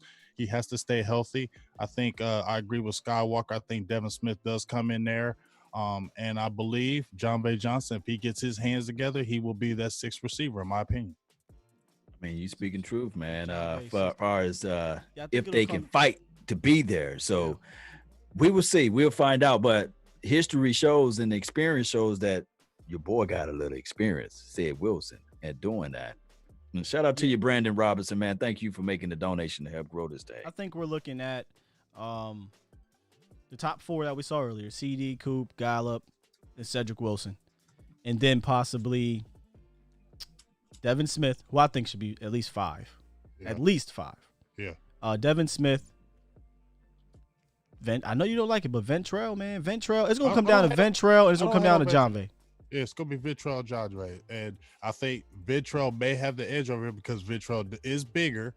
And, McCarthy does like those teams. And he plays special teams. And he's a gutter. And his hands, he can catch. He can catch and save. And he can play in the slot, too. We got a real special teams coach, y'all. Yeah, and when he played at the Bengals before he came to Dallas, if you watched him in the preseason, he played a lot in the slot. And he's not a fast guy, but at 6'3", he played a lot in the slot. And so that's what Mike McCarthy likes. I think that's what hurts John V, because he's not a tall guy. McCarthy likes those tall receivers, even throwing them in the slot. So, yes, John V is against the grain against it, but I believe if he puts his hands together, he was a very good route runner, and you can't throw away 4.3 speed. Yeah, let me ask y'all this. We were talking about the height factor on the defensive side of the ball. Don't we got a lot of height now on the offense? We got rid of Randall Cobb. He was short. Do we? Help me out, Cowboys. I'm just throwing it out there. Gallup is 6'2". CD's not Amari 6'2". He's not 6'3". CD got to be like 6'2". And Amari's 6'1", 6 foot 6'1". CD's 6'1", 6'2". Gallup is about 6'1", 6'2". So I mean, we're a little bit, but that's normal. The Cowboys have always had, bigger guys on the boundary. Where they were small, that was on the interior with Tavon Austin and with Cole. The problem with Dallas is we had tall receivers. We just didn't have nobody with speed. There's the issue. We still don't have burners. We got Devin Smith, but he wasn't used. So I want to see how Devin Smith is going to be used. But to me, I still would have loved to see us go grab a Michael Pittman, right? If he would have fell, and I want a big 6'4" type of guy where and Ventrell, I believe, is 6'3". He might be our tallest wide receiver on the team, but what's the odds of him really getting into the game plan, right? Slim as nothing. Right. Don't you think this though, right here, Sky and Big Game James? As much as we talk about burners, and we know that Michael Gallup is not one, but he somehow find ways to get to the top of the defense and still get over. Go right. But you never see when you see Gallup though, you never see the separation. Well, even on his Good deep point. routes, the guys are on him. What's so good about Gallup is he can go up there and get that ball even when he's tightly covered, because he doesn't have the breakaway speed, but he has that Dez-like go up there and get it ability. Have you ever saw Gallup get caught from behind though? Oh yes. Yes. I guess it was that one game, but multiple games he catch that edge, he go. Where has Gallup I've had a seen- 40, I 50 saw the yard Redskins touchdown game, besides Gallup the did Redskins run game? down. Redskin game. My God, he had 15 yards of separation in that game because of his route running. Yeah. How many yeah. times have you seen him put on the burners and go? That's not his game. He's gonna get caught? Multiple. I guess he's a Redskin killer, Dan. Yeah, that's his That's squad. what it but is. If Cooper you see, is the- if you see it, I've seen Gallup. If we seen Gallup even on slant routes when he goes and he's in full length and guys still get him down after he doesn't get all the way to the end zone. He'll get tackled at the 10, the 5. He doesn't have that breakaway speed. He never had it in college. But what the thing that he did has, what the comparison was, in my opinion, was he had that 50-50 go up and get it ability, and that's what makes him so special. Gallup is a really good route runner at all levels of the field. I'm not saying he's Coop. He's not Coop, but he can get enough separation to where you just put it in the vicinity, he'll snatch it because he's strong. But as for breakaway speed, I mean, Coop has breakaway speed, but as a speedster, it's my guy, man, Devin Smith. He's not on his. Did they re-sign him or? He had a 2-year deal. You got a 2-year. Okay, yeah, he's on the team, but I just hope they give him a chance to be the 5th guy, because I think he could be a weapon. And I don't mean in the sense of you're game planning for Devin Smith to get 5 looks a game, but if you put Devin Smith in there, you give him 2 deep shots per game, you have to respect it. Eventually, you're gonna bust. Would you prefer to have of course, this is low hanging fruit, but would you prefer to see the CD out there? Of course, right? Of course. I mean, so I just think that it's just going to be a weird year. I don't know, man. I'm not saying Devin Smith gets a ton of tick. Again, we're going to run a lot of 4 wide and hopefully empty sets. So what receivers are you going to put in? I would love to. Can you imagine? I mean, just think about it. CD Lamb, Devin Smith, Amari Cooper, Michael Gallup, with maybe Tony Pollard as your flex guy coming out the back, or Blake Jarwin. But you know what I mean? That's a lot you have to deal with. You have to deal with the deep threat ability of Devin Smith. You have to deal with the everything ability of Amari Cooper. You have to deal with Michael Gallup tearing you up on the boundary if he's one-on-one. You have to deal with CD Lamb underneath possible that could take a 10-yard play into a 70-yard play, and then whoever TP or Blake Jarwin. That's a lot to deal with. So, give my man a shot. That's my guy. That's my pet cat again, is Devin Smith. Give him a shot. We got 252 on the line. I think that's KMT. Mama T. Oh, that's Mama T. What's up, y'all? Hey, it is. What's up, Mama T? You finally got in? After 12 damn times. It don't matter, Mama T. You here. But I got here. Now. I'm on like Donkey Kong, okay? Yeah. What's up, D-Long? What's up, Skywalk? What's up, Mama T? I'm from. Ask my son James. I can't even talk. Ask my son Big James about how old I am. I'm from the old school, and we have never in my life ever had a problem when Tex Ram and Tom Landry come together. They knew how to stay their happy ass off the damn field. There wasn't nobody in the locker room. There was nobody on the sideline. So why does Jerry feel the need to stick his ass at every damn thing? Just saying. Because it's Jerry Jones. It's Jerry Wayne. You got to put the Wayne in there. Look, let me tell you. I want Mason Roy help. He gonna get hold, but it ain't gonna be when he be 30. Oh my goodness! On the stick, like I heard that. Man. Look, I'm up here. I miss you, Mama T. I love you. Man, I'm still waiting on that food. I'm still waiting on that food. Big game, James. I am 3 hours away from Anthony Wright. Mm-hmm. What's his name? Quincy Carter. Mm-hmm. All them North Carolina Tar Heel boys. Y'all gonna turn to a Tar Heel as of yet. But my thing is, if Jerry's got the money to buy a damn yacht, Why in the hell can you not pay a damn player that's worth his money?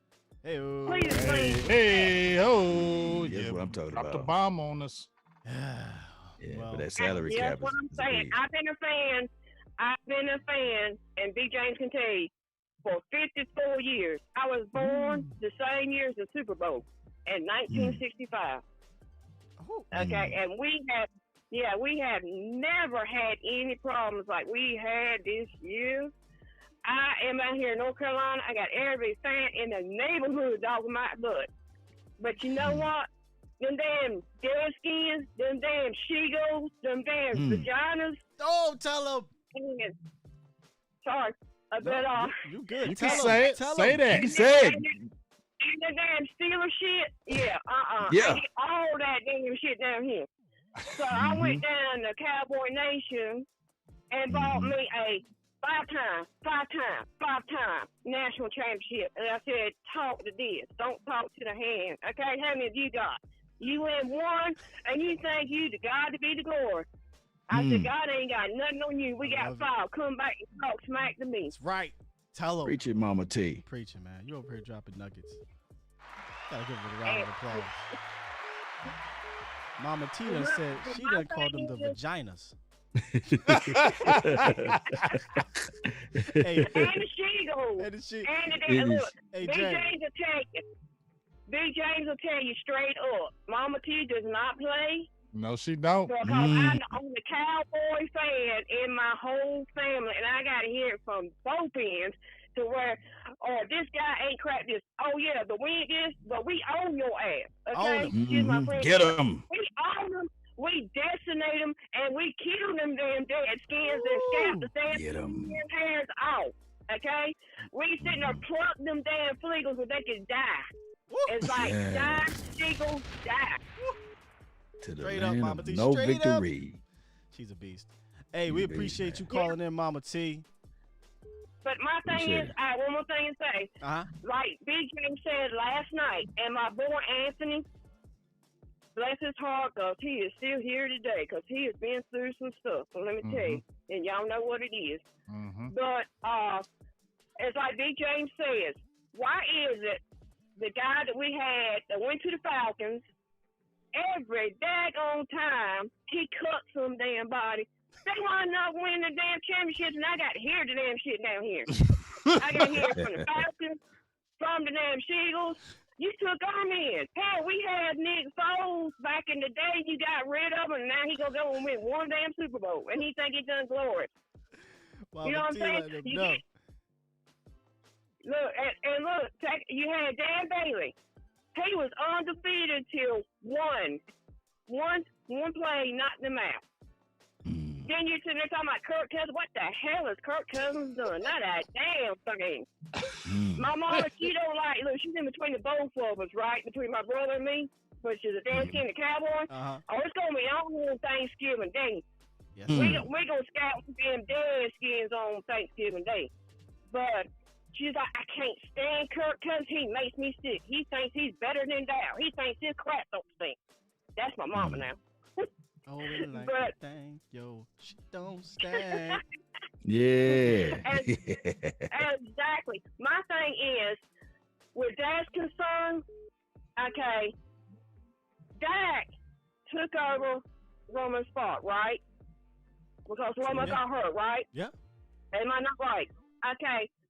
How often do you see a backup quarterback go to a playoff, not one time but 2 times, but the dumbass ain't gonna want to play him? I would love to talk shit to Jerry Jones, Lord Jesus, because B. James says you need to go talk to Jerry Jones. Honey, he don't want none of me. I got Jerry Jones right here. I got him for you. Don't like your attitude. That's what he said. I'm telling you, you got all that money to spend. Your happy butts on the sideline. You need to take your own ass and go to hell out and let somebody run the shit and don't have your happy ass. You don't see no NFL coaches, owners on that sideline by ours. You're Why? a different breed. You're a different breed. Why? Breed, yeah. He's Yeah. Jerry I mean, Wade it ain't Jones. like you gonna miss. Ain't like you gonna miss anything. You ain't gonna miss a damn thing. You either gonna win, or you gonna lose. You know what I'm saying? Let his happy ass coach. That's why the hell you ass lost Bill Parcells, because Bill ain't gonna play that crap. No, Mama sir, T's buddy. is Look, on fire. you didn't see Jack. You did not. You didn't see Jack Schrader on the We love you, Mama T. Hey, we're going to get some more calls in, Mama T. I love you. I love you too, and I appreciate that you made it up for last night. But I was so happy to see Anthony Wright. But it's all good. But like I said, I hope this year ain't gonna be like last year, because I can understand the players. Because the dumbass wouldn't call no damn plays. It's like, what the hell you doing? I mean, damn. I mean, if you're gonna sit there and not coach, I'm not gonna place your ass. Yeah. I mean, they didn't give a shit one way, and you gonna have nerve to shake my damn hand. You better go on somewhere with that shit. Mama Just T. Time out. James, you need to give her the exclusive Zoom link. She gotta have a segment. I try to tell y'all about Mama T. Y'all ain't know about her, man. Y'all ain't know. I try to tell y'all. T, but we got people try to call in like this. It is my turn. You told me it was my turn. You on the big screen, okay? I got you on the big screen too. On the big screen. She listens to all. She's watching this on the big screen. All right. Talk to you later. Peace out. Thank you. Peace out. Love you. Love Mama T. Hey, James, them callers was like, it's my turn. Hey, I tried. I told you, Mama T go hard. She does. She got some. Mama T is a power forward. Hey, bro, this is off season. So how she is during the season though, bruh? Oh my Mama God. T she been there since 2017. Dog, you went to the North Carolina game and you sitting there like, Mama T, I'm gonna be there, right? Don't you say nothing about North Carolina. When Jesse Holly was on there, she was all about. Oh, she was the lady to call in. Oh, she was all about that life on the North Carolina. She'll play around with her Carolinas. There you go. Listen, I'm dead serious, bro. She need her own. Ain't no calling into the calling line. She got to have the link. She needs Zoom, and we're gonna link her and we bring her in there because I feel so bad for making her wait. Yeah, I try to tell you. Yeah, I try to tell you. Man, listen, we gonna get one more in, and then we gonna talk a little bit. And I need to get that good ass food. She cooking shrimp and all hey, that. we can last caller 267 she cooking 711. What's up? Yo, hello. Yeah. This Fatimus Prime, man. My boy Prime got in there. Fatimus Prime, what's up with ya? Yeah, what's good with the squad, man? What's good with y'all, man? Man, look, we having a good old time. Mama T just dropped some bombs. You better leave my wood tips Great alone. Interview. What up, though? Yeah, yo, man, she off the hook, man. I love her so much, man. I told the boy Eastside Hell. He tried to jump in there getting all rowdy. I'm like, he's going to make somebody pop the trunk. See. You don't know who that is. Yeah, real rap. Like, he just get in there and start saying all kinds of whatever. Yeah. I guess like I said in the chat, they don't know that Mama T like royalty around here, man. You feel me? Yeah, but don't throw Eastside out of the club, though. Yeah, we love Eastside because he donate. He can hang out. He have his moments, so he can ride for a little bit. Yeah. He a closet cowboy. Yo, he a closet. He a closet cowboy fan, man. Yeah. Yeah, exactly. He just trying to save face for his Eagles, for his fellow Eagles fans. I know I go. But check it out though, man. Yo, that interview was real dope, man. Like, Cedric Wilson, man. Yo, y'all know he like a fan favorite, man. Like, I don't think you know how much like we love him around here, man. Yes. I haven't met a Cowboys fan yet that hasn't been rooting for Cedric Wilson since he drafted. That's true. So just for y'all to be able to get him on the show, man, that was definitely a treat for our fans. Yeah. So we appreciate that, man. That was real cool right there. Hey, we appreciate you, big dog. Yeah. Oh yeah, no doubt, man. Like I said, man, I love y'all work. I love what y'all be doing, man, and everything. But with Cedric Wilson, man, I think I might have said this in the chat. I'm not sure. But I was saying, man, yo, every time I look at Cedric Wilson, man, you know who he reminds me of? He reminds me of Laurent Robinson. Remember Laurent Robinson? Yeah. That's a good ass comparison. Yeah. That's a good comp, too. They wore the same number 11. Yeah, they did. Yeah, facts. Yeah, true. Yeah, right. Yeah. Yeah, so yeah, like every time I see him, that's what it reminds me of, man. Like, so if we can get, he just need the opportunity, man. For real. That's all. He just need the opportunity. It's two guys I feel that way about, Cedric and Devin Smith. I feel like if you give them opportunities, I think they can be legitimate weapons in this offense. And I don't mean giving them 5, 6, 7, 8 targets a game, but they could have a defined role on this team. Yeah, true Oh, story. well, you hit it on the him. head with Devin Smith. Like, we just got to give him some opportunities down the field. You throw it deep to him a couple of times down the field, you know what I mean? Like I said, then the defense got to respect it. And that can be our speed guy right there. You know what I mean? Yeah. Absolutely. That's our speed guy right there. Absolutely. So, like I said, man, with Cedric, with Cedric though, man, if he can get opportunities, 81, I think he can be one of them guys can come in there, you know what I mean, be one of those sneaky dudes. You look up, you like, damn, what Cedric scores 5 touchdowns last year? You know what I mean? Like one of those type bills. Yeah, so, you know what I mean? So let me correct myself here. Thank you, Cowboy Mike. Cowboy Mike said Laurent Robinson wore 81. He wore 81. I don't know why. 81, right? Yeah. I don't know why I'm thinking he wore 11. I don't know. Oh, okay. Because you saw that one. Probably. You saw that Roy Williams. he was out there pouting. We saw that one. We all saw that one. Yeah, he was like, you know what? He did wear number 9. Yeah, you know what it is? We ain't never seen Laurent Robinson again after Romo. So we all said, yeah, you 11. Oh, man. Right. Yeah, man. But, the interview was real good, man. I'm just excited, man. I'm excited for the direction that we headed into, man. Same. I think our offense is going to be off the chart. But I wanted to ask y'all, too, what y'all think about this? I keep thinking about the offensive production, and, everybody keeps throwing out stuff like, we're going to have 3,000-yard receivers, and, Dak might even eclipse that 5,000-yard mark, whatever the case may be.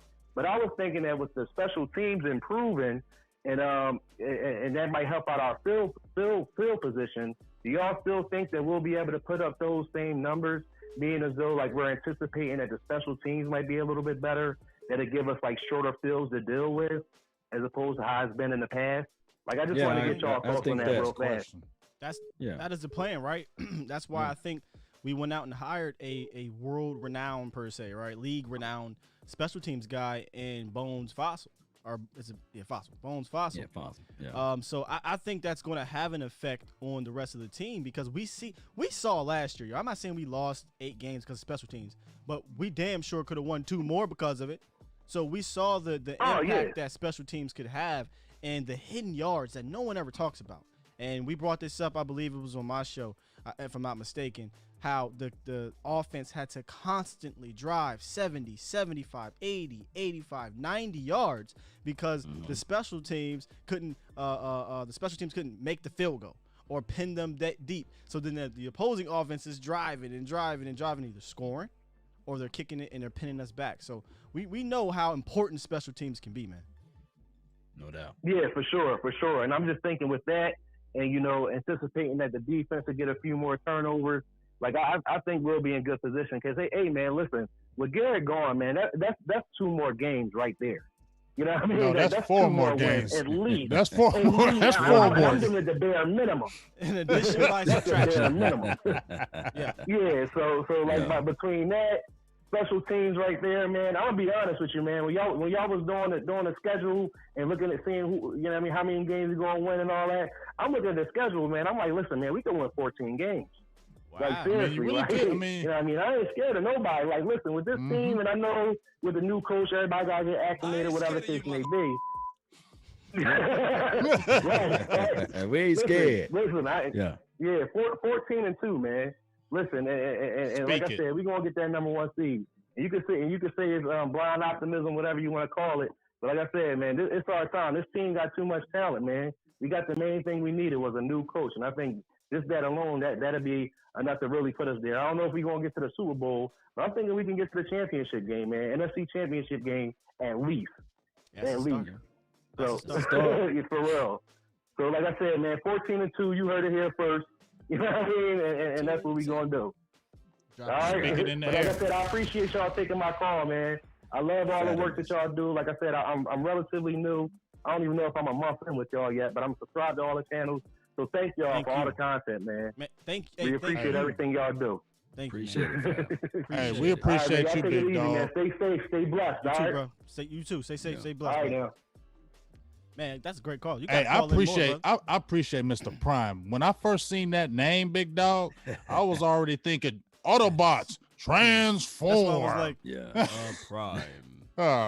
He's for real Optimus Prime. Hey, that's a great call because he has knowledge. Just listening to him, he got football knowledge, and that's what I like hearing from the people that call in too.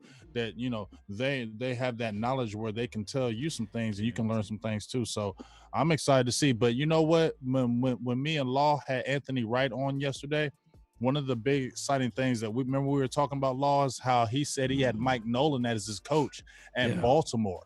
And he was talking about his experience with Mike Nolan. And he was saying, yo, you guys got a gem in Mike Nolan because he used to give our offense fits in practice, sending all kind of defenses, different kind of formations, things.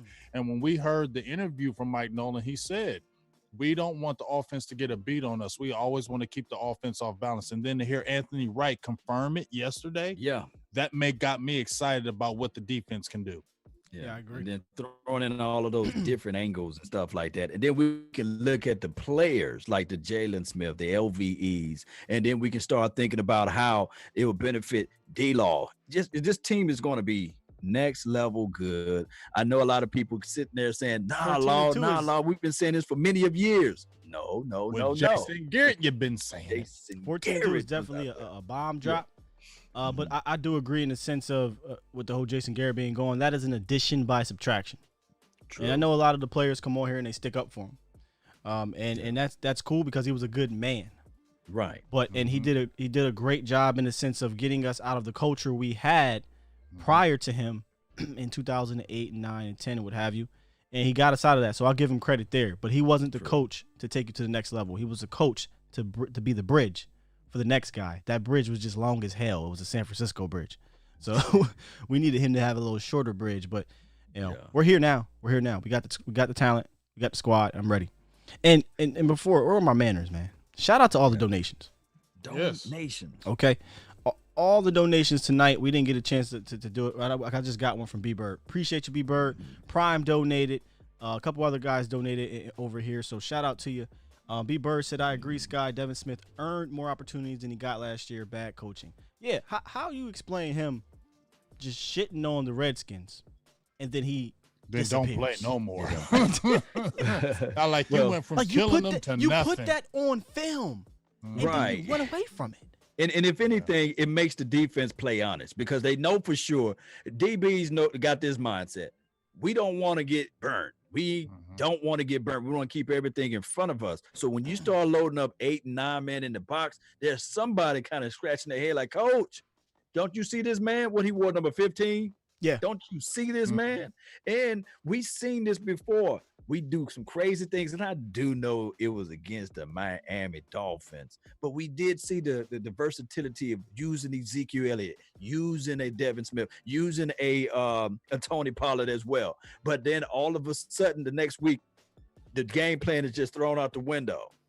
It was I didn't understand it. You know, you had weapons like listen to these three guys. I feel like if you give them to Sean Payton, he would do numbers with them. Tony Pollard, Blake Jarwin, and Devin Smith did not see enough opportunities with this offense. And it wasn't like, oh, you had a million mouths to feed. Nobody knew, first of all, Gallup was going to break out. And he broke out. Great job. He did break out. Cobb, what was everybody saying about Cobb? He's washed. He's washed. Done. He's done, right? Jason Witten, really? Jason Witten? You know what I'm saying? So I'm not saying don't go to Cobb, don't go to Michael Gallup, but you damn sure could have went to Jarwin over Jason Witten. You damn sure could have went to Tony Pollard over Zeke when it came to the passing game because Ezekiel Elliott was not a good pass catcher last year, y'all. He was not. And I would have been A-OK taking him out for Tony Pollard when he came to catching the rock. And they didn't do it. So, coaching, man. Shout out to you, Lance. Lance said, just showing love with the $4.99. Appreciate you. I see a couple in here. Prime, he said, thanks for taking my call. Absolutely, man. Hey, we'll gladly accept those calls like that, man. Q and PC 76. Philly Cowboy. Thank you for that donation. Said I totally agree. Q Childs. The Master Hour is fire. What's the Master Hour? Is that us? I'm trying to figure out what the Master Hour. I don't know. Oh man. Yeah. Great show, man. Great show. I'm just reading through some of these comments here. Our guys got this. Come on, y'all. Devin Smith can't be 4 to 6 and not play special teams. Okay, Brandon, that's a good football statement. You said he can't play special teams, or he won't be active on game day. Oh, I don't agree with that. If Devin Smith is the 5th wide receiver with Mike McCarthy as the guy, I feel like he'll be active. Yeah. And plus, we got to understand that it's not 53; it's a 55-man roster too, so that'll help. Yeah, and I'm not sure what the game day though. Is it still 46? No, it moved up to 48. 48. Okay. 48, I think so he can. Extra. And that's the thing. How do we know that he can't play special teams if he wasn't given it? You know what I'm saying? Hold on. Let me interject right quick. Let me interject right quick. Let's just throw everything and anything about this special team from last year or the previous year as well out the window. We was ranked, 30, 31st? Yeah, so we need a shakeup. Now we need a shakeup. We got now one of the better special team units coaching-wise on the planet. So I just think whatever we thought that was with Jason Garrett administration, let's just take it like what Big Game James says. That was last year law. Was last year law. Don't you talk about no Garrett no more. Yeah. Let's take that and throw it out the window. You know? Hey, shout out to your Q with the 999. He said, I'm still stuck on Mama T. And Terrell said, y'all got to give Mama T, get Mama T on the show, her own segment. She was the truth. I'm telling you, man. Try to tell y'all about Mama T, man. She been banging since 2017, and she been just as animated 3 years ago, man. Yeah. So during the season, y'all, we're kind of planning. See, that's the thing about us. We thinking ahead. Yeah. So we got some cool things we're trying to do during the season where we're going to be kind of like a network. We'll drop different things throughout the week, and then we're kind of giving y'all a little bit behind the scenes here. So it got me thinking because we've been in contact with George Teague. By the way, if y'all watched the George Teague show last night, first of all, or 2 nights ago, amazing show. Okay, George Teague was awesome. He was very insightful. We had fun. He's a great guy. Go follow him on Twitter. So with George Teague, at the end of the show, he said, so, am I going to be the official late night hype analyst? And guys, he's not playing.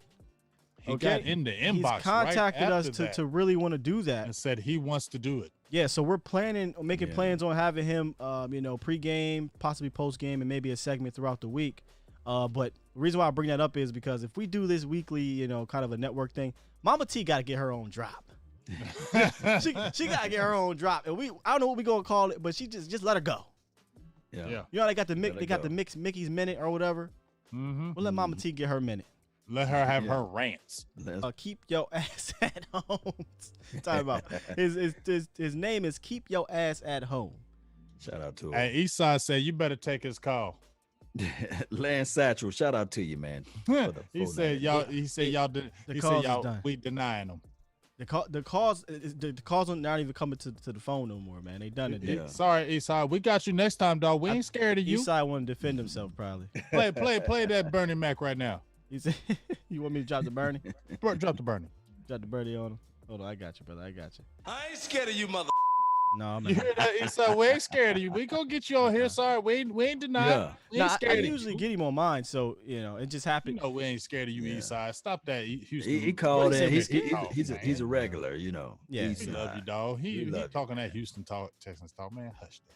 Mm-hmm. So Brandon said if Devin could play on coverage units, they would have activated Cedric before Bryant last year. I don't agree with that because just because he can play it doesn't mean he's good at it. Ventrell Bryant is really damn good on special teams. Yes, he is. He's very good. They signed him because he was a special teams ace. He's a gunner. What I mean? They wanted him on the special team squad. So just because you can play it, that's cool. But are you better than C.J. Goodwin? Are you better than Ventrell Bryant? Are you better than whomever the other receiver or linebacker it is that plays special teams? And that's how CJ is continually to make this team because of the special teams. Goodwin, then he just got a check, right? They just signed him. He's 30 years old. Yeah. Shout out to y'all. They over here dropping the bombs over here, man. Shout out to Andres Nunya. He dropped the $12.34. $12.34. That is very specific. Pennies. He said FTP and go Cowboys. Yes, sir. Appreciate you. I like that. It been all kind of hollers a day. I love it. So that's what Roger Starback and who wore number 34? Oh, didn't Herschel? Worley, right? That's what Worley wearing right now. Ooh, Herschel Walker wore 34. Yeah, Herschel Walker. Well, I think Worley said he gonna wear number 34 for right now, right? Yeah, he said he. But said Herschel Walker, I forgot that Herschel he Walker into was something 34. else. But he said, Yeah. remember when he said remember when we asked him, we said, what about, remember when you asked him, Law, he said, what about 38? He said, oh, hell no. Right. Then he was like, oh, Jeff. He said, oh, hell no. So you ain't messing with Heat, dog. You know what? We forgot to ask who wears number 28 on his team. Unlit it. Oh, go ahead. Who wears number 28? Is there a 28? I don't think there's a 28. 28. Not on this team right now. Ain't nobody wearing 28. We should have asked him, man, dog, you could have picked 28 up. Well, he's waiting for the rest of the the roster. 20s to get open. Yeah, he's goddamn volume keep jumping. You know he want that 20, 20, 20, but he ain't getting that. Did Tanner wear 34? I'm trying to figure out who all wore 34. Yes, Yeah, Tanner wore 34. Herschel Walker wore 34. Got good memory. Hold on, I got a challenge. Detroit Hambrick. I got a challenge. Unlimited Soul here. He said Zeke's not the best blocker either, but that's probably why they re-signed Wale. Unleaded. Zeke is probably the best blocker in the NFL is a running back in the NFL. Put it like this. Felix Jones. If we could ever get Jerry McCoy on this show, go watch this Jerry McCoy. I think it was like open mic or something like that. And Jerry McCoy, he was saying like, man, Zeke Elliott, man, gave him that good love on the block. Yeah, I mean he smacked the hell out of Gerald McCoy on a chip block when they played the Tampa Bay Buccaneers a couple years ago. He's lit up a lot of people, and there's countless articles on Zeke about his blocking. He's a very good blocker, man. Yeah, you want to see a bad blocker at running back? Go look at Saquon Barkley. He's bad. Hey, Felix Jones was 28 too from my dog Hulk. Okay. Yeah. And then there was another one currently right now because I don't think nobody went. I don't think nobody. JR said 28 is Maurice Kennedy. Ooh, good stuff. Okay, good. Who said that? Who dropped that dime? We need to get Maurice Kennedy. Perez? For real, Perez. I keep hollering at him. He act like he don't want to talk to me. Maybe y'all should want to holler at him. JRMEUTH. I can't pronounce that. I'll be in his box, and I'm not hating, but I'm like, come on, Kennedy. I mean, that's a good number for Kennedy, though. 28. I mean, come on, Kennedy. If he make this team, man, that would be a good one for him. My boy Sosa said Showers was 28 for a minute. I forgot all about you. Oh, gosh. He was on the squad for like 80 years. Never played a damn dime. He hit, though, one time. He wasn't hitting shit. At training camp. That boy was throwing. That boy was a quarterback for a little bit. And then he was a quarterback, a safety, a linebacker. Y'all remember when he moved to safety? I'm like, huh? Mm-hmm. Huh? Like, what? I'm just like, how long you gonna keep this doing? You done screwed his career up, fam. Like, what make you think he gonna go from quarterback to safety in the NFL and it's gonna work? Come on, man. I wonder what number Savion Smith got. Have no clue. Savion Smith ain't making it. Are we sure Kennedy makes it? That's what I'm saying. That's why I need to get on the show. I think Kennedy make this team. Nah. So that's a lot of corners, fam. So real quick. Get on here, Kennedy. The big three, right? Which I mean, when I say big three, I mean the guys we had last year. That's three already. Then you got Worley, second highest paid corner. So that's four. You gonna start? Trevin Diggs and Reggie Robinson. They not going nowhere. That's six. Okay. How many corners we keeping? Right, and you still got Savion Smith. You got all these cats right here. Kennedy, Westry, Savion, Goodwin. Goodwin is almost a lock. He's a special teams guy. Mm-hmm. I just don't want to see Goodwin out there on the field ever. You really won't. Ever again. He got victimized. Don't you? What Chris Tucker said. Don't ever. Yeah, Cowboys realist said, we can say we're going to have a good year all we want, but until they prove they can give me 2 straight playoff wins to witness and cheer for, then I'll talk good. I mean, yeah, Cowboys. We can obviously say that. And we are. I'm a show me fan, like show me, but we are what we are. We have to project. We're going to try to project, and we project that this is going to be a good team. Will it be a Super Bowl team? That takes a whole lot, and I try to explain that. Whenever time somebody say that, Sky, I just think of Ray's Boom Boom Room. Remember they was having a good time. They were talking about this, they were talking about that, and then Claude come up in there. Boom Room. Hey, I got a quick question for one of my members, right quick. My guy, the Ninja, with the $20 holla. I gotta give him that love. What's up with you, the Ninja? You know I love you, dog. Zeke blocked the at Cam Chancellor in his rookie year. We kind of ran him over. He says, how soon does Gallimore and Anai play, and do they start? If so, when? Question. Great question. You want to get that? I'll touch it. Go ahead. I know you love some Gallimore, Skywalker. I like Gallimore, but I don't think he comes in instantly. I think he's going to be in a rotation.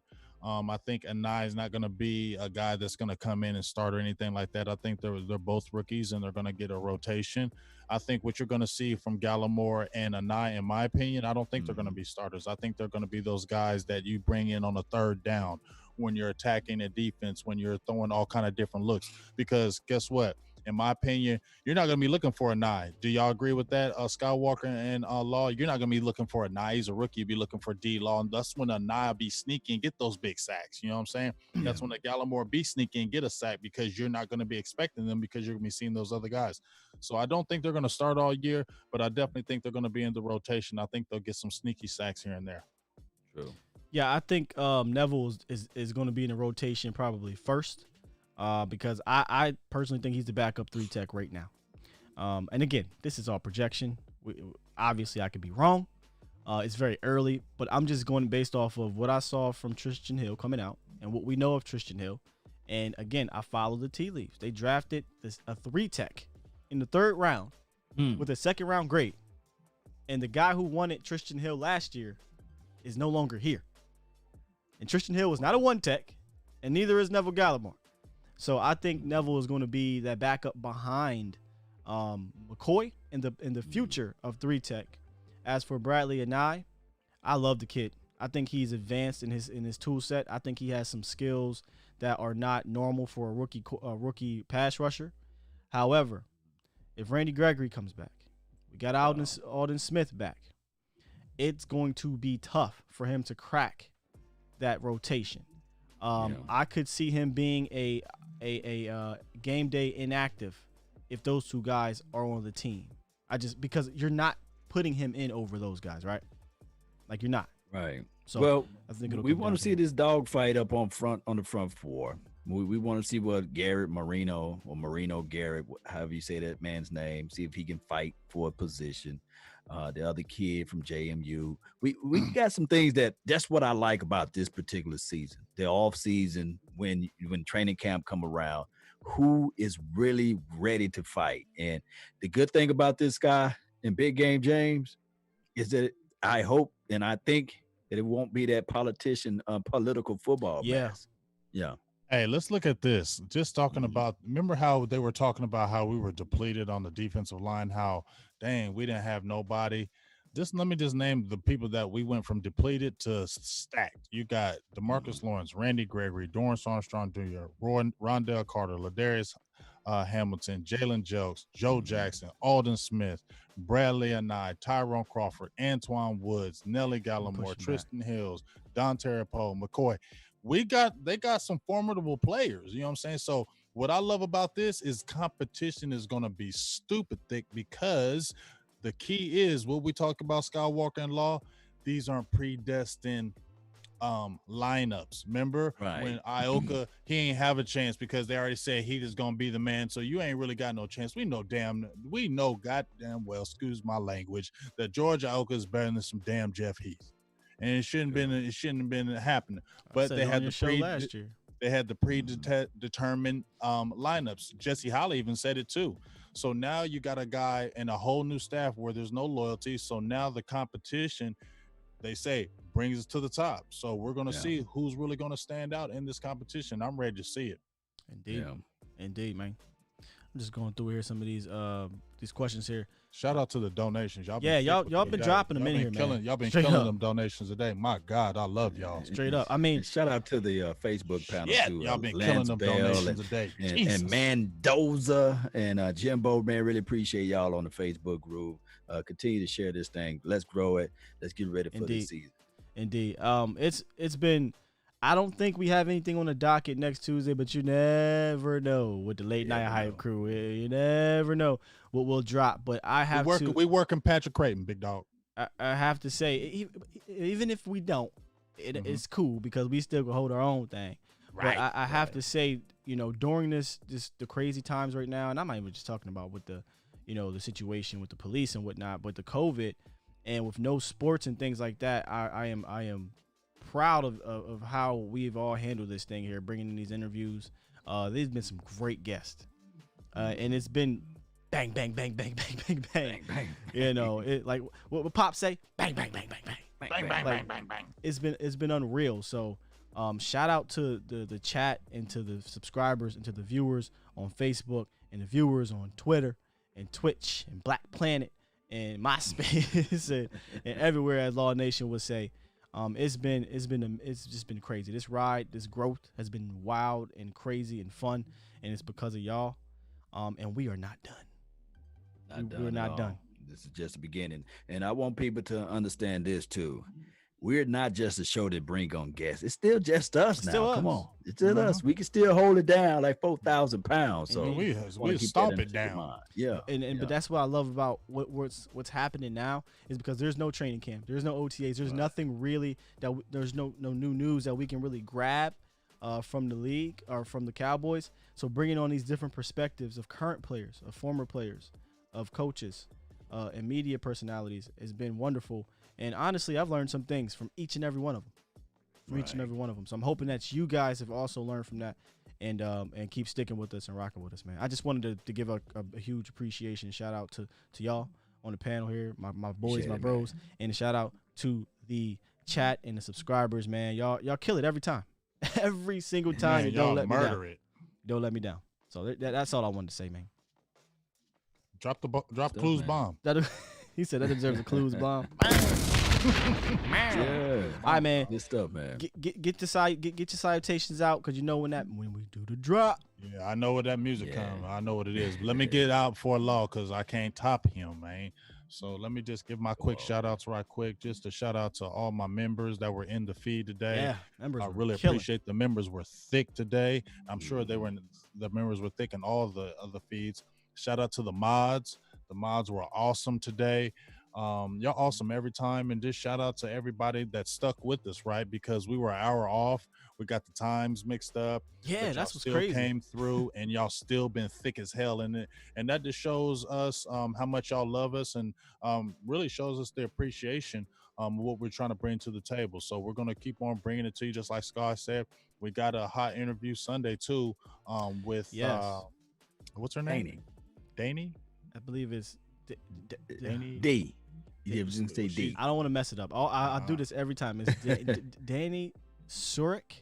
Danny Cedrick. Danny Cedrick. Cedrick. Me and Sosa been going back and forth. Yeah, Danny. Danny Cedrick. She's a Cowboys host on a couple shows, and she's a reporter for the Cowboys. She actually works with DC.com. So she'll be on Sunday. We kind of pluck her brain about what she kind of has going on with the Cowboys and around the facility, because I believe they're allowed to be there now, but in regards to the media people, but I don't think the players are. I mean, I know the players aren't. So, yeah. But shout out to everybody, and hope we get PC here next week too. And like you said, we rock with ourselves, or we'll rock with the guests. But at the end of the day, we still want to give you the best underground Cowboys coverage out. That's what we're trying to bring. That's what. Yes, exactly. Indeed, man. That's some good stuff, man. The things that you guys don't see is we've been here sitting in this spot with no commercial break, with no breaks at all for 3 hours, right? We sat there for the whole entire time. We sat there for hours. We listening to music, chilling, talking, kicking it. Man, this is the band of brotherhood that's here to last forever, man. I don't know about you all, but it's hard to sit in one spot for 3 hours and not move and be like a tree planted by the water. Shout out to Ced, man, for jumping in and just giving us some behind the scenes stuff before we went live, and on top of that, giving us some insight of the game. I hope the young kid make this team again and be something of an impact. I'm not glad the way that he's continued to work, and he got multiple situations where he can play special team, and he's working on the top of his route. So it's a lot of things that he brings to the table, and I really appreciate everybody for making the donations to help elevate this nation. Look, this is just the beginning, Cowboy Nation. This is just the beginning. And when the season kick off, Man, I'm telling you, baby. Yo got fired. I'm just ready for Yoga Flame. You know, I'm ready for all of this stuff to go and be just banana crazy. I gotta play this when Law talk. Yes, yeah, Joe. Give me some of that. Give me some of that. That battle axe music. Here you go. He feel like he a dead warrior back in. Here you go, Law. 300. Get him hype, Law. Yes, we open up our mind for this 2020 season. I know it's hard to see, but 2020 means the vision. And this is what we're going to see. Us hosting that Lombardi trophy, holding it up high, being able to facilitate not just your mind, but your heart, soul, and sinew to put things in the right places. Cowboy Nation, I want you to stand to your feet, because when you think about this, collectively speaking, Big Game James, Skywalker still with the new feel as we begin to grow this thing. I'm telling you, we bringing in Tupac, we bringing in Biggie out the grave, and they're going to be sitting there saying, man, the 90s was cool, but this 2020, baby, boy, like my dog Lance Bell, Jimbo over here on the Facebook, Mendoza. Shout out to your Mel and Jonathan Robert Jordan. from Sydney. Oh my goodness, everybody, man, don't forget Australia, the land from down under. Yes, We sir, bringing mate. the thunder. Let me tell y'all this. Shout out to the Q. Shout out to Nicholas. Shout out to Rue. Shout out to everybody. I want to tell you guys this right now. Preach. Are you not entertained? Preach. It's not why you're here. Open up your ears and let everybody say, how about them Cowboys? How about them? How about them Cowboys? How about them Cowboys? Yes, let's go. How about them Cowboys? We out, y'all. Appreciate Yes, you. we out. And Thank you for remember, coming through. Sunday, be here or be square. Peace. We're going to let this thing play out. Drop them fire bombs while this thing come up. Yeah, Drop let them me fire see it. bombs. Let me feel it. Follow Woo, Big I'm Game feeling it right James now. and Skywalker still. Yes, sir. Late night hype, baby. Woo! We in this thing. We out.